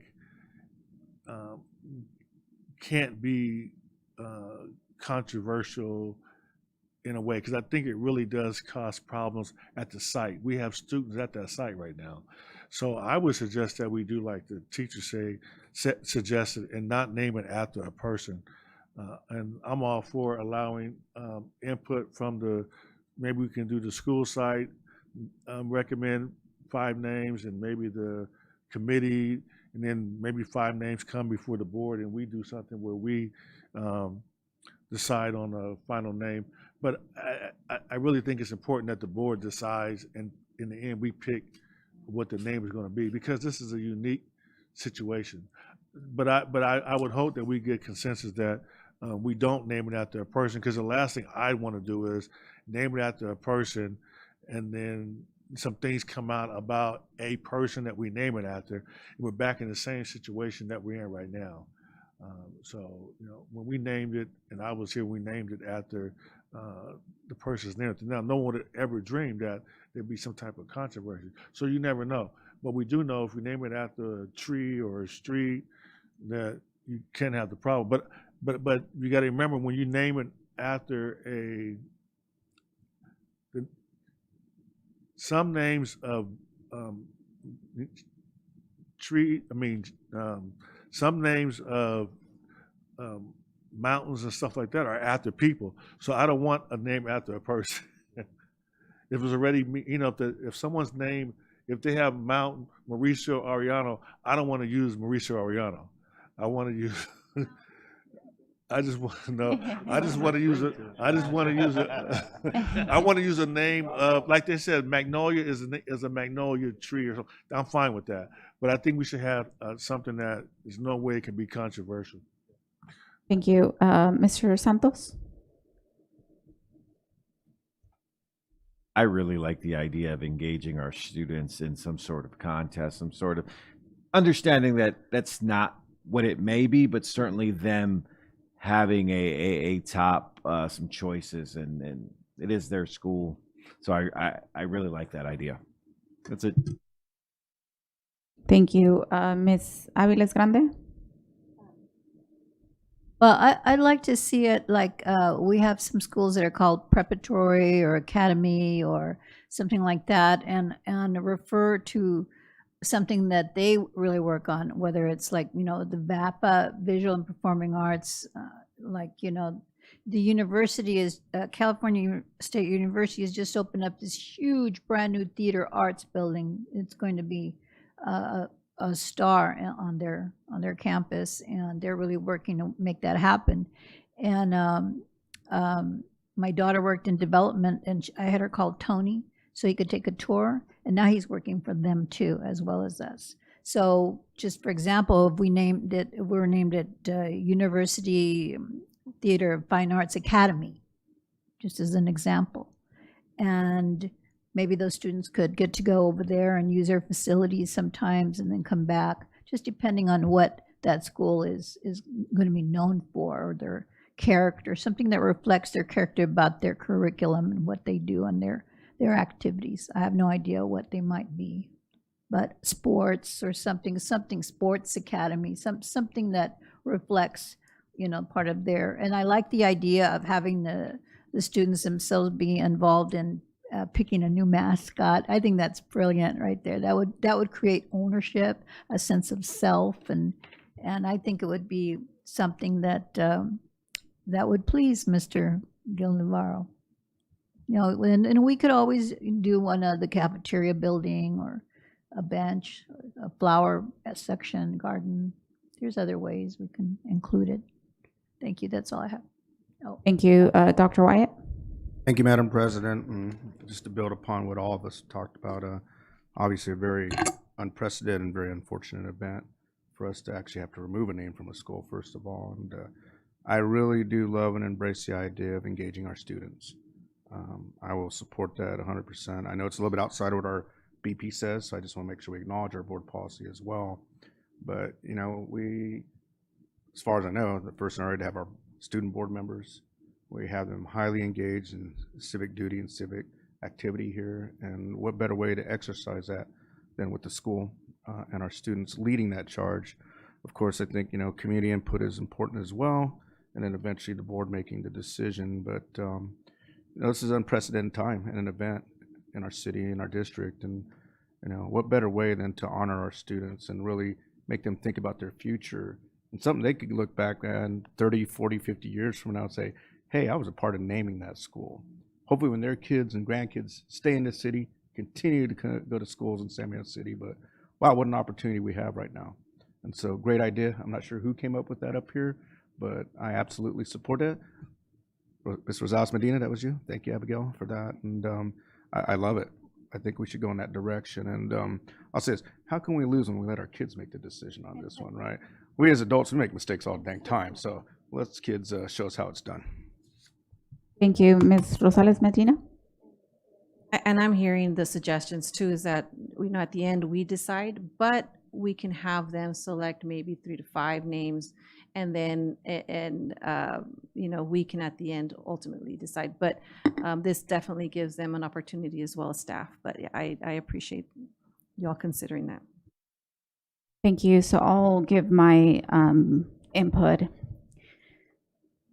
So let me see how I want to start. So first of all, I do want to start by saying thank you to the folks that came out today, and expressed their support, shared their input of what they would like to see. For me personally, it's no surprise, or it's well known that Gil was an individual that was very made a significant impact in my life. He was a mentor. He helped me navigate the school system with my son, and my experience with him is nothing but positive. So I want to start by saying that, and then I also want to move on to say that it is very unfortunate that we are here today having to do this, removing, it's a big hit, it's a big impact to our community, specifically, our Latino community. And so it needs to be, I need to be able to say that out loud. It is very unfortunate, and it does feel very devastating. It feels personal, right? It feels personally impacting. But we would have never been able to predict this. I understand that, and I get that. So having said those two things, I also recognize You know, and I want to acknowledge the teachers that came out, and, you know, any other community member out there that feels like it would be, you know, in the district's best interest to move forward with naming the school after something other than a person's name. I also want to, you know, acknowledge and recognize, you know, that I've heard that as well, and I'm all about honoring the process. If, you know, I have very special thoughts and, you know, towards Gil, but at the end of the day, it's not what I want. First of all, I'm one of 7 up here, and I'm also one in the community. And at the end of the day is what the community wants, and I'm okay with that. But I need to be able to express, you know, those thoughts that, you know, I feel that it is a big hit on the community, the Latino community specifically. And then also, I always have a lens of equity, right? Equality to some degree as well, right? So, you know, what does that mean for other schools that are named after individuals? And I know that we're not having a conversation to suggest like, hey, let's go back and let's remove names of schools, because that's not the case, that we're not there, you know, but it just almost feels, there's conflicting feelings within me. And I just want to be honest and open, you know, and express those thoughts and those feelings, always, again, respecting the process and respecting whatever, you know, happens. But, you know, those are thoughts that come to mind, and I'm sure that I'm not the only one that shares maybe those thoughts, or that will, you know, think those thoughts in the community as well. And so, you know, I just want to acknowledge them. With that being said, some of the things, so I'm not closed off to naming the school after a person. I say all that to say that, you know, but at the end of the day is what the community wants. And if the community decides that naming the school after a person is what they want, then I will support that. And if the community comes back and says, no, we don't want that, then, you know, I will also support that. So some of, going back and speaking specifically about process, some of the things that I have thought, and some of the ways that we had done it in the past, was that, you know, board members kind of shared, you know, 2 to 3 names with the superintendent of people to be part of the committee. That was what we had done previously. So I don't know if that's what we want to do again. If that's the case, I was thinking, you know, maybe we can provide 2 names. That would be 14.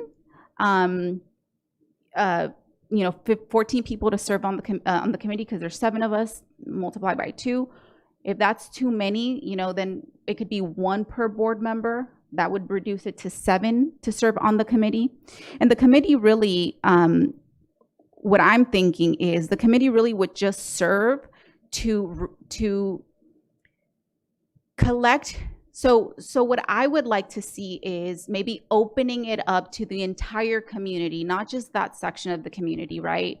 The entire community, maybe opening up a week, some sort of way for people to submit some, you know, recommendations. And then the committee, what the committee would really focus on is taking all of that information in and then kind of narrowing it down to maybe 5 to 10 options for them to consider. Maybe they research, and then from their consideration, maybe only recommend 2 to 3 to the board for actual consideration.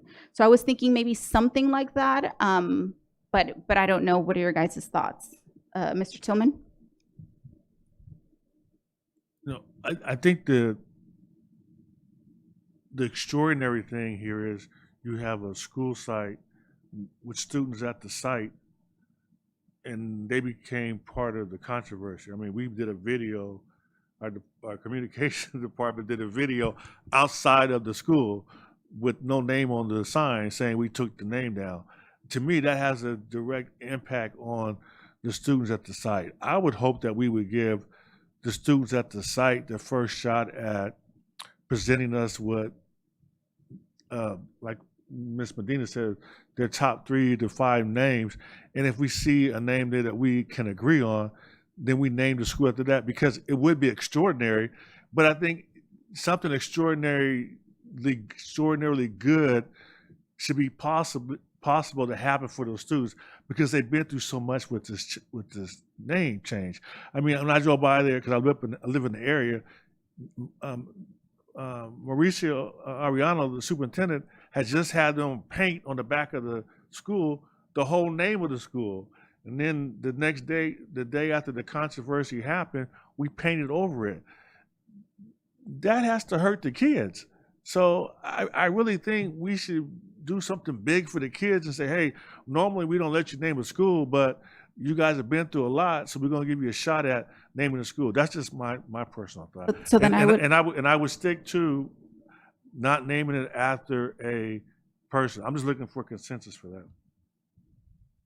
So hold on. Just for clarification, so are we saying we don't want to have a committee? We just want to leave it to this site, to the students, site, yes. to the students? Mm-hmm. That's my suggestion. Ms. Alexander? I like the idea of the students having input, but the board, and I'm just highlighting the board policy, right now it says committee. So I still feel like if we're going to abide by the board policy, to make sure we have a committee as well. Now, if we want to expand that, we can. I'm also in alignment with Mr. Tillman. I agree it should not be named after a person. It should be something that the students can aspire to, but let them have input as it relates to the naming, but still keep the naming committee. Have the students give input, but I feel like we should keep the committee as is, abide by the policy. Okay. Ms. Rosales Medina? Yes, and with that, it could be where the committee kind of supervises the process and guides the process with the school site. So that way the school site is involved in it as well as the committee. And we do have members. I don't mind the person that I submitted the name for there, for the committee, because I understand that they've done this before, so they would continue to work in I guess creating names or selecting names. But I think maybe the committee can be used as supervising the process or working through the process and what that would look like, of course, with the district support. So they wouldn't just do it on themselves. It would be with the support of the district in how they would work through that process. And then maybe they can come with voices of students in making those recommendations and why. Maybe they can even, sell it themselves, students and teachers or staff or whoever, sell that topic. But I would suggest that the committee can be used, but it can be used as more of a working, facilitating, great word, yes, facilitating. Thank you. Dr. Wyatt? Thank you, Madam President. And I did defer to the BP as well. And, looking at it a little bit more in depth, on the second paragraph there, the first 3 numbers there, the board encourages community participation in the process of selecting names. A superintendent's naming committee of no less than 5 members shall be appointed to review the name suggestions, submit recommendations to board consideration. Doesn't say those have to be people from the community. It says 5 committee members, and 5 committee members could be student members. So I just want to make sure, that we are respectful to the process. But those committee members, it doesn't articulate who they need to be. And it does say the superintendent's board naming committee. And I figure if we select student members, it says no less. My entire school could be obviously no less than 5. But it doesn't say that it can't be students. So I think, when we look at our BP, it is in place for a purpose. And if we exercise it as it is written, we have that discretion. Okay, so if I'm understanding correctly, we want students and students of that particular school, and then we're going to do the committee.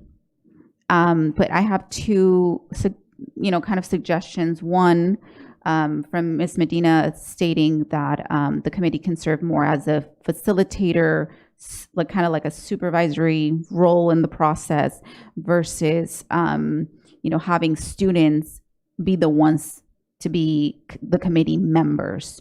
So what is it that we're saying that we want?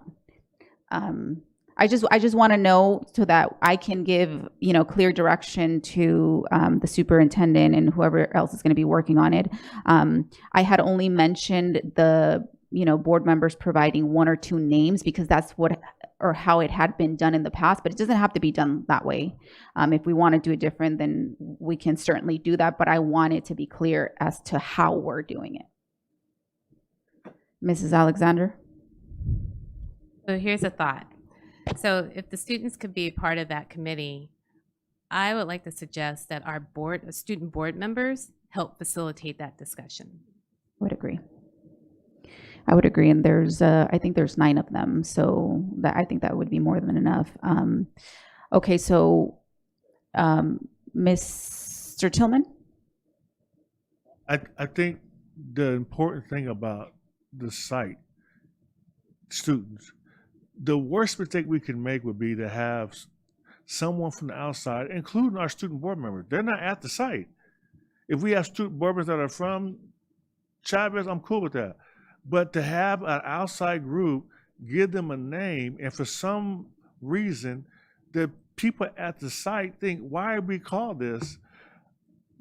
We shouldn't put those students through that. We should, whatever that name is, the students should realize that their site selected the name. And they went through this whole tragedy of losing their school name, but they got to decide what their school name is now. So in the end, when it's announced, they're happy. And if they're not happy, we can at least tell them, well, you picked the name. What I don't want to have us do is put together a committee that's outside of the site. We give them a name, and they're like, okay, you took the name we had, and now you gave us a name that we hate even worse. Why would we do that to them? I think you have to have the students at the site pick the name.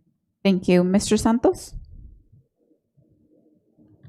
I really like the idea of the students choosing and maybe having the superintendent choose someone to help facilitate that, right? How that, right, from the side or outside. Just certainly there's going to need some facilitation to help those students, right? Certainly it would be their choice, but I think that's a good way of going. Mrs. Alexander? Provide clarification. Facilitation didn't mean that they would give their input. It was just that saying we need to have someone facilitate that process. So I agree that it should be on site and have the input come from within, but we need a facilitator. So, yeah. Mrs. Aviles Grande? I was just wondering, could we have perhaps a staff member like help facilitate them, someone there that's in speech or arts, or someone who maybe has never even, is someone who's new and yet, what am I trying to say here? Someone that's the possibility that the students really care about, maybe a counselor or an adult, right? Yeah. Okay. So the only question that I have, for us as we do that is, are we saying that the entire school is going to be the committee, or are we saying that school is going to select a smaller group of students? Or how is the process gonna work? Because it's clear that what the board wishes is to have the school students at that particular school. That's clear. But now, are we saying that from that school, we select 5 at minimum, like the board policy says, or are we saying that the entire school alum is the committee? Mr. Arellano? First of all, thank you for the very robust discussion, and I appreciate it as we keep chipping away. So what I'm feeling is there seems to be a consensus, even though you haven't had a consensus vote, but I'm feeling like there's a consensus that the board would like the strongest voice to be from the students. So what I'd like to recommend is perhaps if you can give me a day or two, Cabinet and I can work with the principal, maybe with their leadership team, and see if we can come up with a process that I'll come back and share with the board to see if you're comfortable. Because some of the things that come up, I was thinking as you were speaking is, maybe there's a teacher that they're comfortable with. Then I was thinking, well, maybe somebody like Jim Delicia, the gentleman who facilitated the building of our vision, who doesn't have a vested interest, but his whole job is to facilitate conversation to get to finish. So if you guys can give me a couple days, I feel like Captain and I kind of know what you want. Let's see if we can go out there working with leadership and the staff there. I know Connie Jones is their leadership team, and see if we can come back to the board to give you something acceptable. We'll put something in the Friday update, and if you give us the green light, then we can announce it to the community through messaging and get the process started. So that would be my recommendation at this point. Ms. Rosales Medina. Of that, and I would like to add. I know that it was for me when we ended up voting at the end, and it's they don't have to vote for the one. It could be for at the end select the top 3, and yes, to bring to the board. So I would love it where all students are able to participate in that type of voting process. That way they can feel that even part of the civic engagement within their own school site. And if may I add, the board, we have used Thought Exchange very strategically over the years to gather feedback. And that's a great tool where everybody who wants to be involved can be involved. So if we have a student body of 1,300 kids or 1,000 kids, we'll give them access to Thought Exchange. And then their subgroup of colleagues, their kids, would then see what the top numbers are. And then they would then articulate and then bring forward a list of 2 to 3 names for the board. So we definitely have tools and past practice that we can do that. Mr. Santos? I was going to say a Google form or Thought Exchange where you involve the whole, right, anything, but you said it perfectly. So yeah, that way we involve, we're not using a select group of students, at least at the beginning, so everyone can have input. Thank you. Perfect. So it sounds like we have a good plan. So yes, if you can just give us an outline of the process. Let's see, I had some notes.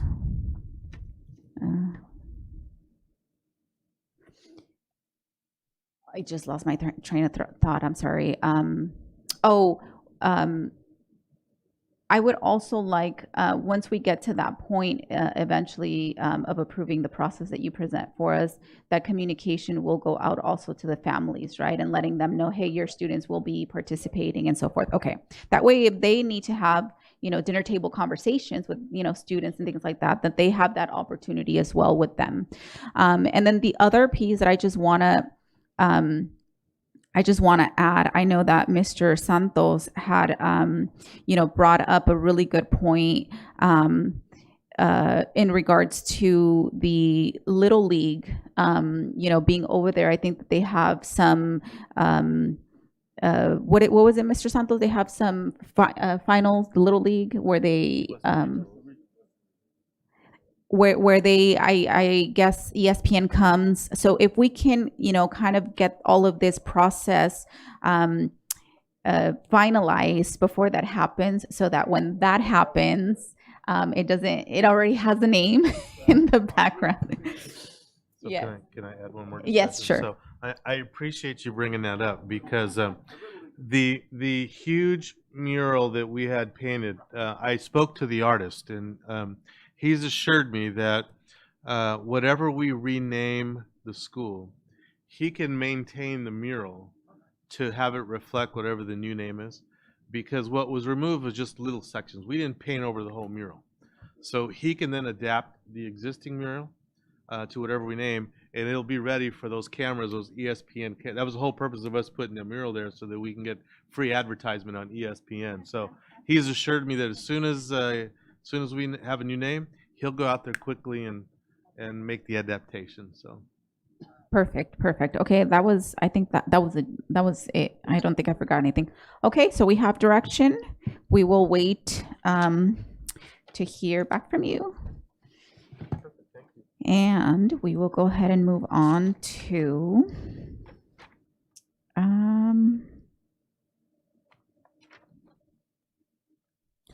before I do move on, though, I want to come back. In the process, I know that you were seeking consensus for not having the school named after a person, Mr. Tillman. We didn't go that far. I want to make it clear that I am not against naming the school against a person, as long as that is the student's choice. So I don't want that to be something that's off of the table for them. If that's the route that they go and that's what they want to do, then I think that we should, give it some consideration. That's my opinion. So I don't know if that's. Go ahead. I'm fine with that. In the end, whatever comes to the board is going to be a recommendation. So if they recommend something that a consensus of the board is not going to go with, it's not going to happen anyway. So they need to understand in the process that there is a heightened sense of concern about a name. Awesome. Okay, now And you're not saying that it has to be named after a person either. No. That's all I want Yeah. to make clear. Yeah. Thank you. Thank you. 8.0 board discussion, we covered that. 9.0 action items, 9.1 personnel report. As presented. So moved. Moved by Mr. Tillman, second by Dr. Wyatt. Vote, please.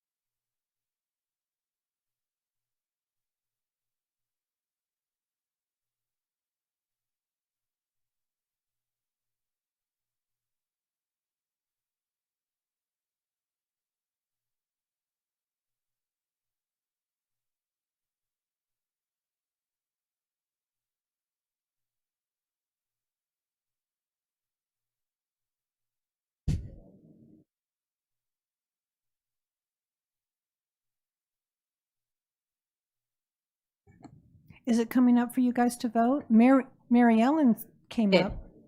For vote, yeah, just not up there. Well, I haven't even got everybody's vote. I've only got Oh. Mary Ellen's.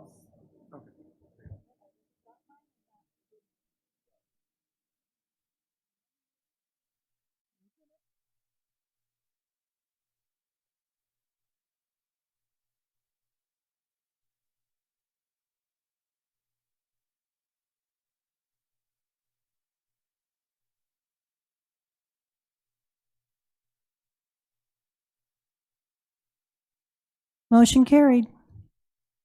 Thank you so much. 10.0 consent items. 10.1 approval of consent list. The following items are grouped as a consent list for receipt and approval as one vote. Is there a motion? So moved. Moved by Ms. Medina, second, Ms. Rosales Medina, second by Dr. Wyatt. Are there any items to be pulled? Okay, vote. This policy is what? That's not on here, or?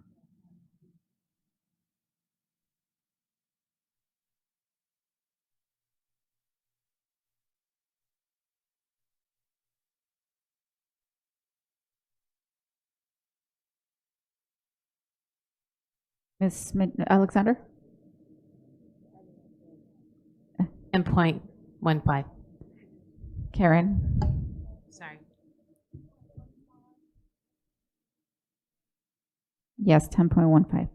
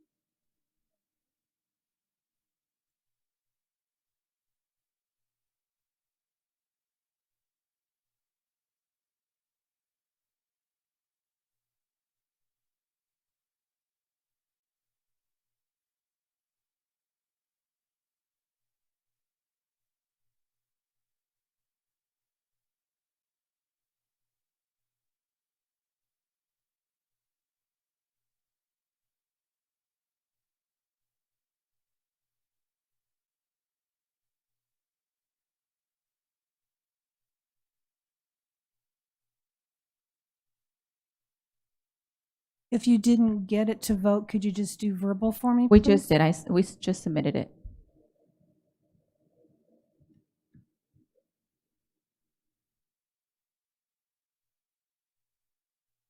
You did pull 10.15, right? Okay.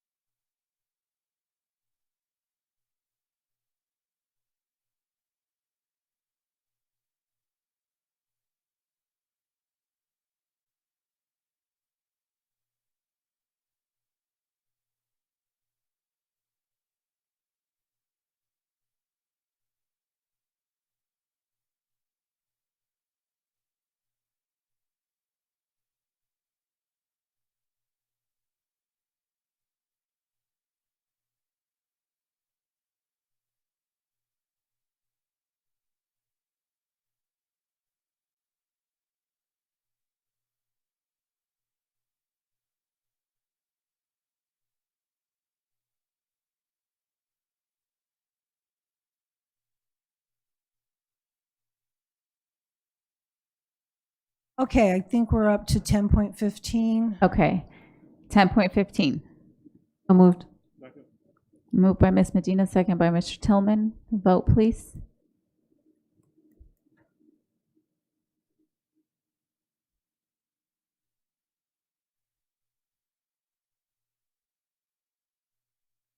It won't pass.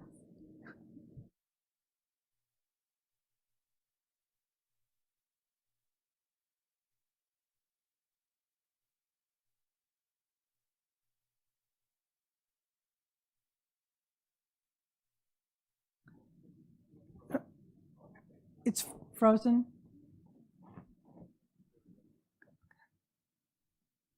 And I'm still waiting for Miss Alexander. Oh, no, not Miss Alexander. Or- Mr. Santos. Oh, Or Mary, Ms. Aviles Grande, either.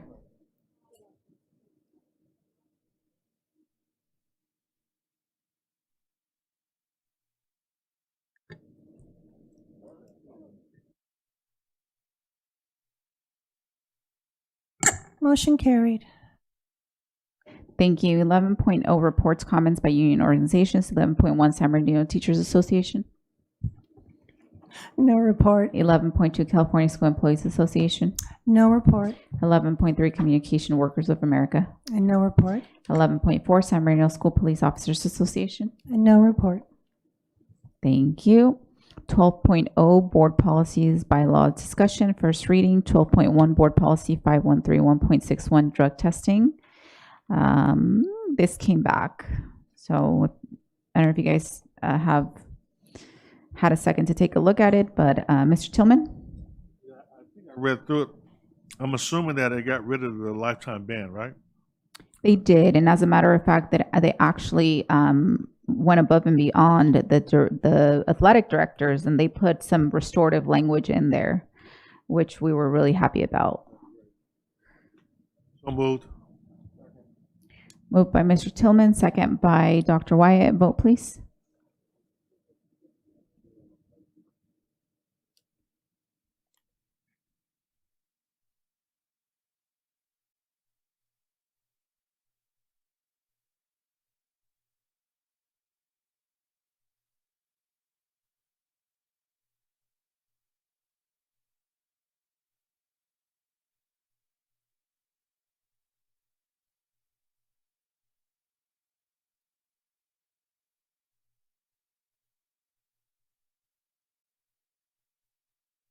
Motion carried.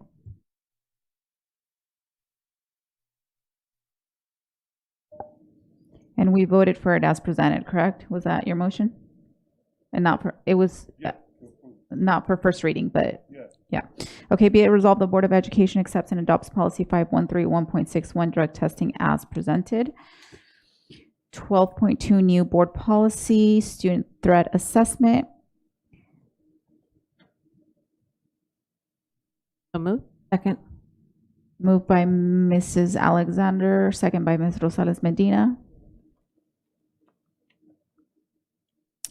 Are there any discussion? Okay, let's vote. And we're the motion, your motion, Ms. Alexander, was as presented as well, not as first reading. That's fine.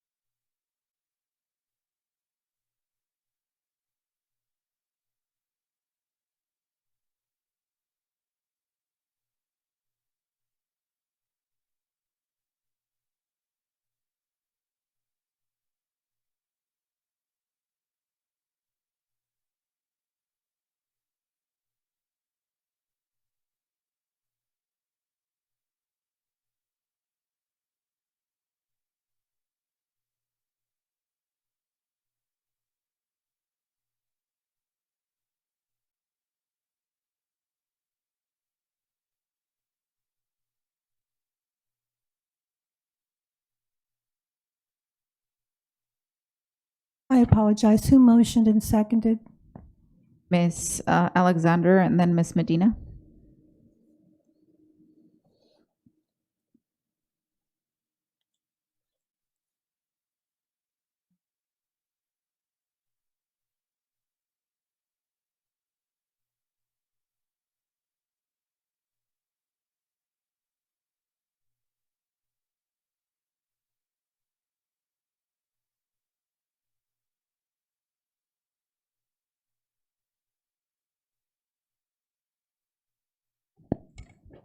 Mrs. Alexander?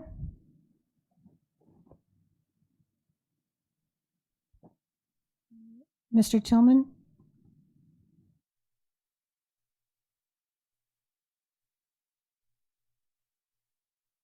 Motion carried. Thank you. Be it resolved, the Board of Education accepts and adopts the new policy, student threat assessment, as presented. 13.0 reports and comments. 13.1 board members. Do I have any volunteers for reports, comments? No? Okay. Mrs. Aviles Grande. Okay, well, thank you. I represented us at the NSBA in San Antonio. As of March 2026, we were no longer members due to the split 4 years ago by Texas and California leaving. Very interesting story. I can send it all to you. But bottom line, I like to attend the CUBE events there, the California Urban Board Educators, which is very relevant to us in our big district. I really like it, and they're having a special. We can join for a really low price, and it's going to stay kind of low. Yes, but we would still have, they just sent this out, that we still would have a voice at NSBA. They have a new president. He's an amazing man, and he wants to bring all the factions together, meaning Texas and California. He wants to bring them back and welcome back into the fold, because together we're stronger, as we know that.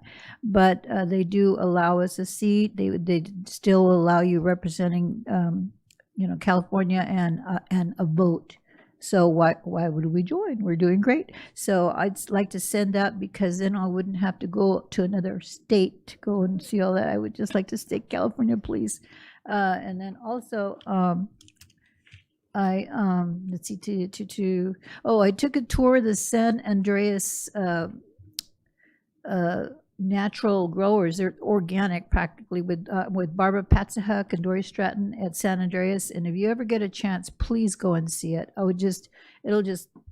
You're just left with your mouth. And I'm watching the children do every single thing, from planting the seeds and cleaning it. And then they come in and they wash all the fungus and the bugs. They pick the bugs by hand off of the, and their lettuces are sold to Redlands and very eclectic shishi places they go. And I got an enormous bag. It's lasted a week. And then another reminder about don't forget to get your ticket for your sweetheart for the headdress ball.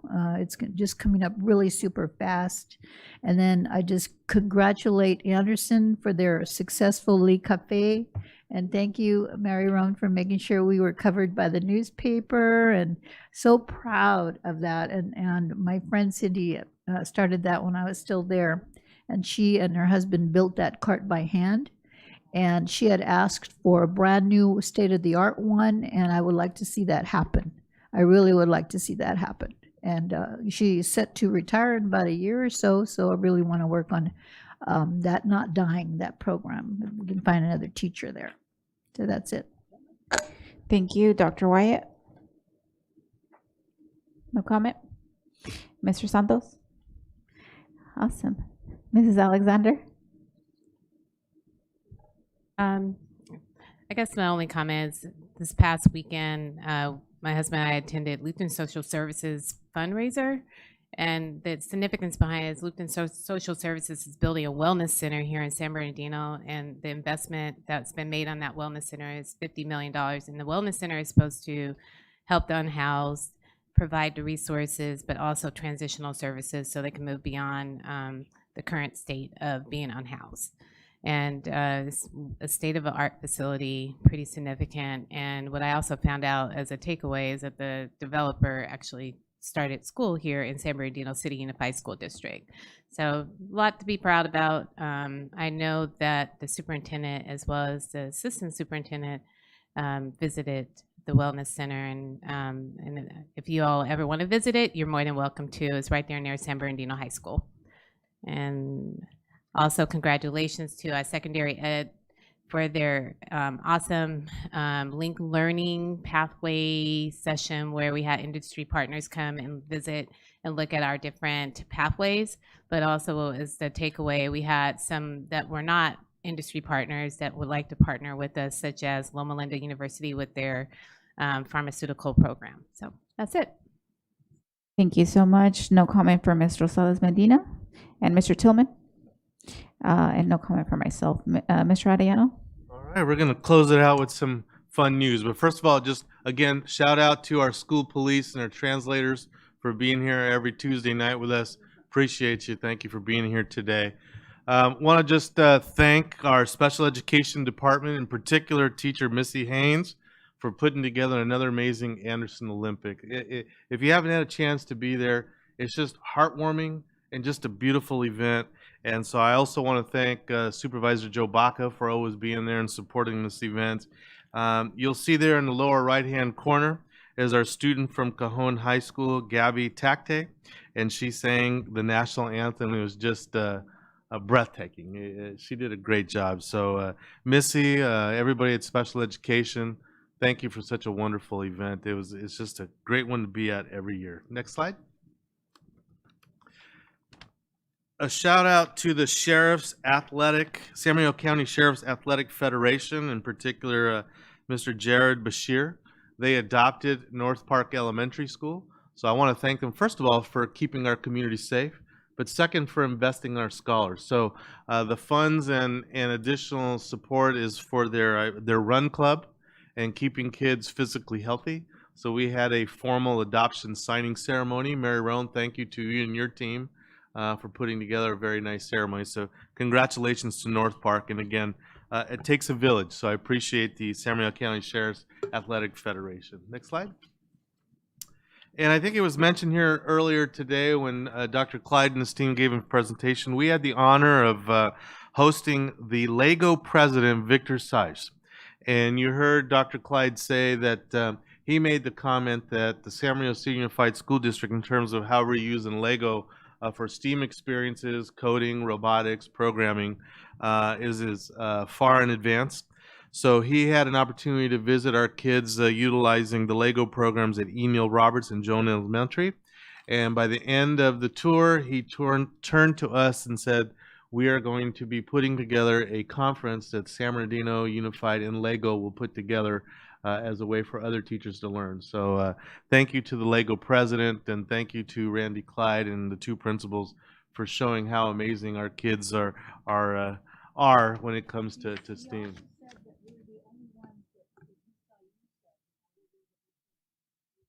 That's right. Yeah, all over the United States. That's correct. Yeah, that's correct. Yeah. So we're very proud, very proud. Next slide. Brandy Collado, she's the young lady you see in the picture on the right. She's in the middle. She's the executive director of the YMCA. Again, going back to the theme of It Takes a Village. She put together a very nice Principals Appreciation Luncheon at San Bernardino Valley College to thank our principals and our teachers for all the work that they are doing and helping them be successful in our after-school programs. Tony Plana insisted that I put this picture in there because, as you know, he was in the movie Three Amigos. So he took a picture of me and Ted Alejandre, and he said, this is the new Three Amigos. So Tony, if you're watching, there you go. There's the picture. But I want to thank the YMCA for their continued collaboration with the district. Next slide. And I also want to congratulate many of our San Bernardino City Unified parents, students, and staff that were recognized at the San Bernardino County Multilingual Recognition Dinner last week at the Doubletree in Ontario. Consuelo Rubio, parent; Martha Keating, one of our paraprofessionals; Jack Maynor, our principal at Del Vallejo; Maria Del Rio, teacher at, is it at Warm Springs? Roosevelt, that's right, Roosevelt. Third grade student at Bradley, Angel Ramirez; fourth grade student, Janet Robles from Brown. They were recognized. And then two of our high school students from Arroyo Valley, Boisabi Chakma and Jocelyn Ramirez, received scholarships of $2,500 each due to the speech that they wrote about the importance of being multilingual. So once again, SBCUSC shining bright. So congratulations to all of them. Next slide. I want to personally send a congratulations to retiring president of Cal State San Bernardino, Tomas Morales. I know Mr. Santos and Mrs. Grande and I had the honor to be there on Saturday night to see the unveiling of a statue. They have a great tradition that when a president retires, they do a statue of each of the presidents sitting around the reflection pond. And yeah, it's just a beautiful ceremony. And you know, Dr. Morales has been a great partner of the San Bernardino City Unified School District. So I just want to say congratulations to him for all that he's accomplished, but also for being a great supporter of our school district. He will be sorely missed. Next slide. And of course, as I was walking around San Bernardino Valley College, you might recognize Ms. Rosenblum. So she came running up to me, Mr. Ariano, Mr. Ariano. She's enrolled at San Bernardino Valley College and doing really good, and I was so proud. And if you remember, you know, she didn't have an easy background.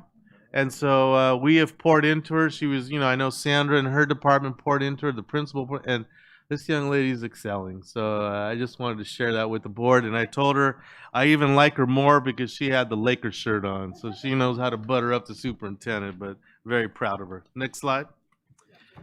And then I want to highlight Brian Varela. He is the daytime custodian at Riley Elementary, just a great young man. And I had known him, but I didn't realize he was also a student at Riley and graduated from San Mario High School and now continues to work in our school district. So shout out to Brian. I promised him that I would feature him because I think it's always neat when we have people that are homegrown. So Brian, thank you for all you do for kids. He does an amazing job. And if you haven't been at Riley, that campus is always clean. And believe me, that's the one school. Jones and Riley is the one the superintendent always drives by. So I'm always looking for trash along the fence. Never. It is immaculate. So Brian, you and your team are doing a great job. Next slide. And I want to just end tonight with a shout out to San Andreas High School. And I want to show this 1-minute video. You know, the culture and climate that they've established there is amazing. It's a continuation high school, and if you remember, it's a model continuation high school. And Dan Jimenez, who is our 2024 California League Educator High School Teacher of the Year, is one of the core of teachers that put this together, and he sent me this video. This is to get the kids pumped up about our state testing coming up. So can we show the quick 1-minute video for me, please?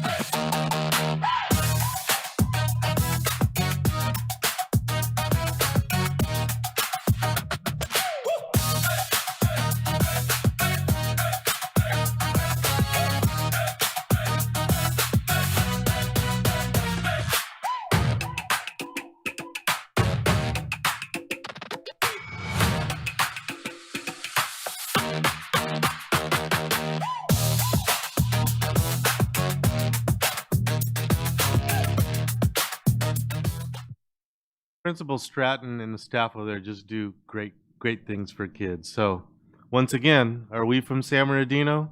You're darn right. Have a good night, everybody. Thank you. 14.0 summary of board members' requests. 14.1 review of requests. Good evening. There were no board requests this evening. Thank you. 15.0 meeting adjournment. 15.1 in memoriam. The board would like to recognize and close the board meeting with a moment of silence in memory of the following former district employees. Rosemary Rhodey Paz passed away on March 19th, 2026. She began her career as a high school teacher at Cajon High School in 1984.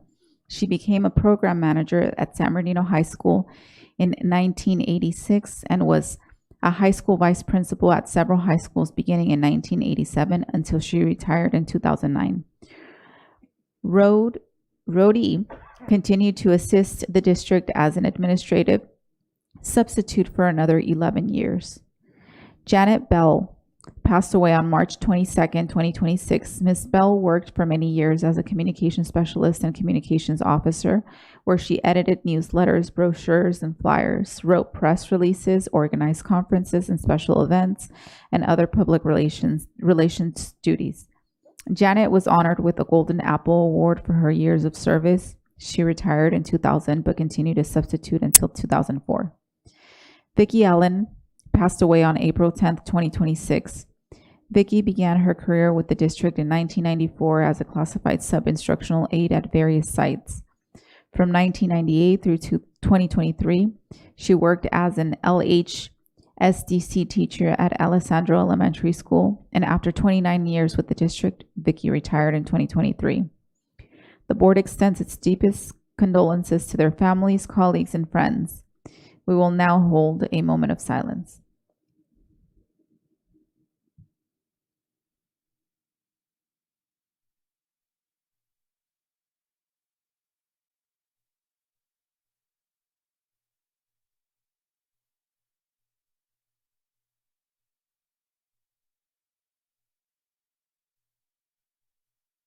Okay, 15.2, adjournment, call for motion.